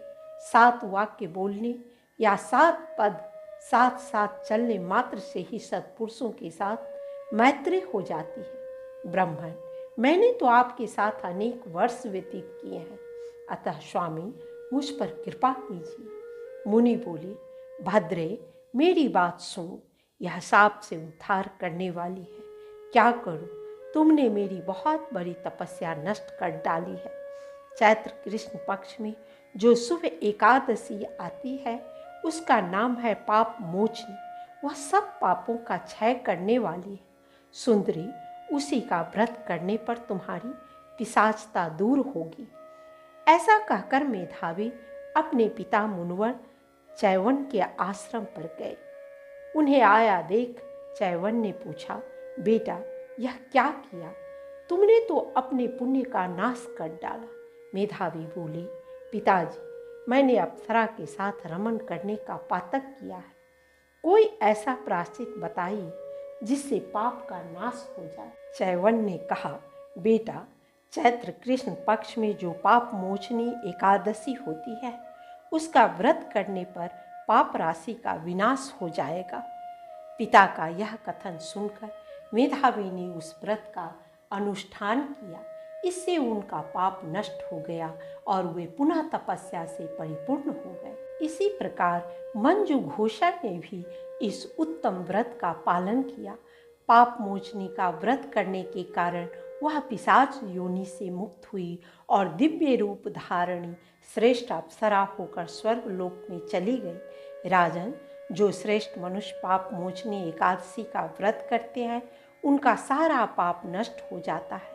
इसको पढ़ने और सुनने से सहस्त्र गोदान का फल मिलता है।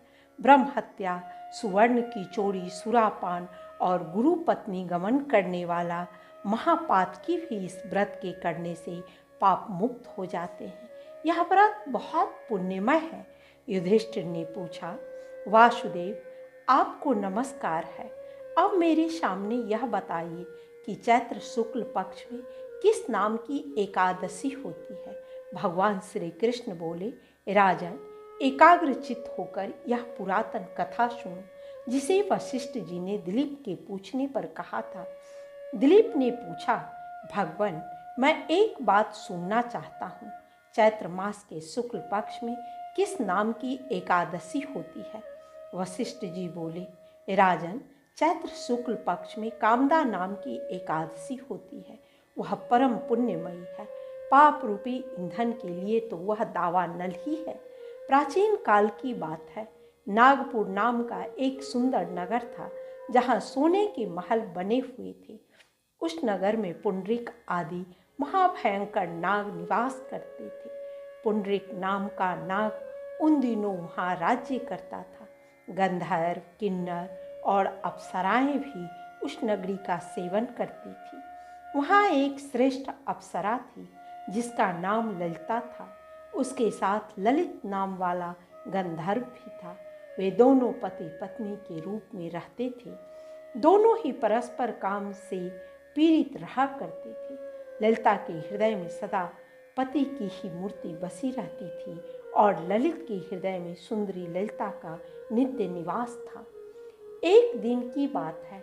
नागराज पुंडरीक राजसभा में बैठकर मनोरंजन कर रहा था। उस समय ललित का गान हो रहा था, किंतु उसके साथ उसकी प्यारी ललिता नहीं थी। गाते गाते उसे ललिता का स्मरण हो आया, अतः उसके पैरों की गति रुक गई और जीभ लड़खड़ाने लगी। नागों में श्रेष्ठ करकोटक को ललित के मन का संताप ज्ञात हो गया, अतः उसने राजा पुंडरीक को उसके पैरों की गति रुकने एवं गान में त्रुटि होने की बात बता दी। करकोटक की बात सुनकर नागराज पुंडरीक की आंखें क्रोध से लाल हो गई। उसने गाते हुए कामातुर ललित को शाप दिया, दुर्बुद्धे, तू मेरे सामने गाना करते समय भी पत्नी के वशीभूत हो गया, इसलिए राक्षस हो जा। महाराज पुंडरीक के इतना कहते ही वह गंधर्व राक्षस हो गया। भयंकर मुख, विकराल आंखें और देखने मात्र से भय उपजाने वाला रूप, ऐसा राक्षस होकर वह कर्म का फल भोगने लगा। ललिता अपने पति की विकराल आकृति देख मन ही मन बहुत चिंतित हुई। भारी दुख से कष्ट पाने लगी। सोचने लगी, क्या करूं, कहाँ जाऊं, मेरे पति पाप से कष्ट पा रहे हैं। वह रोती हुई घने जंगल में पति के पीछे पीछे घूमने लगी। वन में उसे एक सुंदर आश्रम दिखाई दिया, जहाँ एक शांत मुनि बैठे हुए थे। उनका किसी भी प्राणी के साथ वैर विरोध नहीं था। ललिता शीघ्रता के साथ वहाँ गई और मुनि को प्रणाम करके उनके सामने खड़ी हुई। मुनि बड़े दयालु थे। उस दुखनी को देखकर वे इस प्रकार बोले, सुभे, तुम कौन हो, कहाँ से आई हो, मेरे सामने सच सच बताओ। ललिता ने कहा, महामुनि, वीर धनवा नाम वाले एक गंधर्व है। मैं उन्हीं महात्मा की पुत्री हूँ। मेरा नाम ललिता है। मेरे स्वामी अपने पाप दोष के कारण राक्षस हो गए हैं। उनकी यह अवस्था देखकर मुझे चैन नहीं है। ब्राह्मण, इस समय मेरा जो कर्तव्य हो वह बताइए। विप्रवर, जिस पुण्य के द्वारा मेरे पति राक्षस भाव से छुटकारा पा जाए, उसका उपदेश कीजिए। ऋषि बोले, भद्रे, इस समय चैत्र मास के शुक्ल पक्ष की कामदा नामक एकादशी तिथि है, जो सब पापों को हरने वाली और उत्तम है। तुम उसी का विधि पूर्वक व्रत करो और इस व्रत का जो पुण्य हो उसे अपने स्वामी को दे डालो। पुण्य देने पर क्षण भर में ही उसकी साप का दोष दूर हो जाएगा। राजन, मुनि का यह वचन सुनकर ललिता को बड़ा हर्ष हुआ।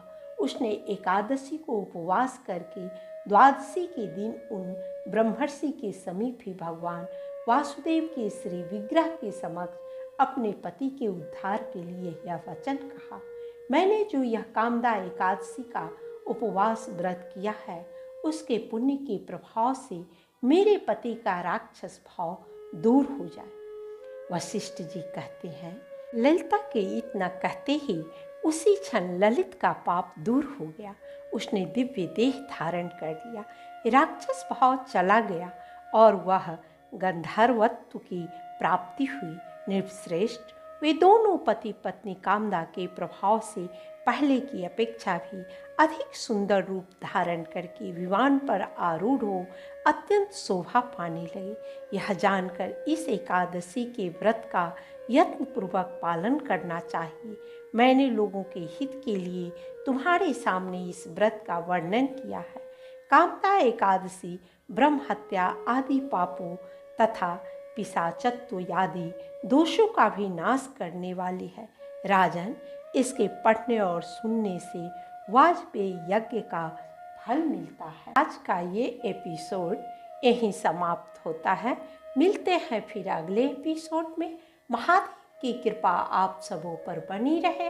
हर हर महादेव।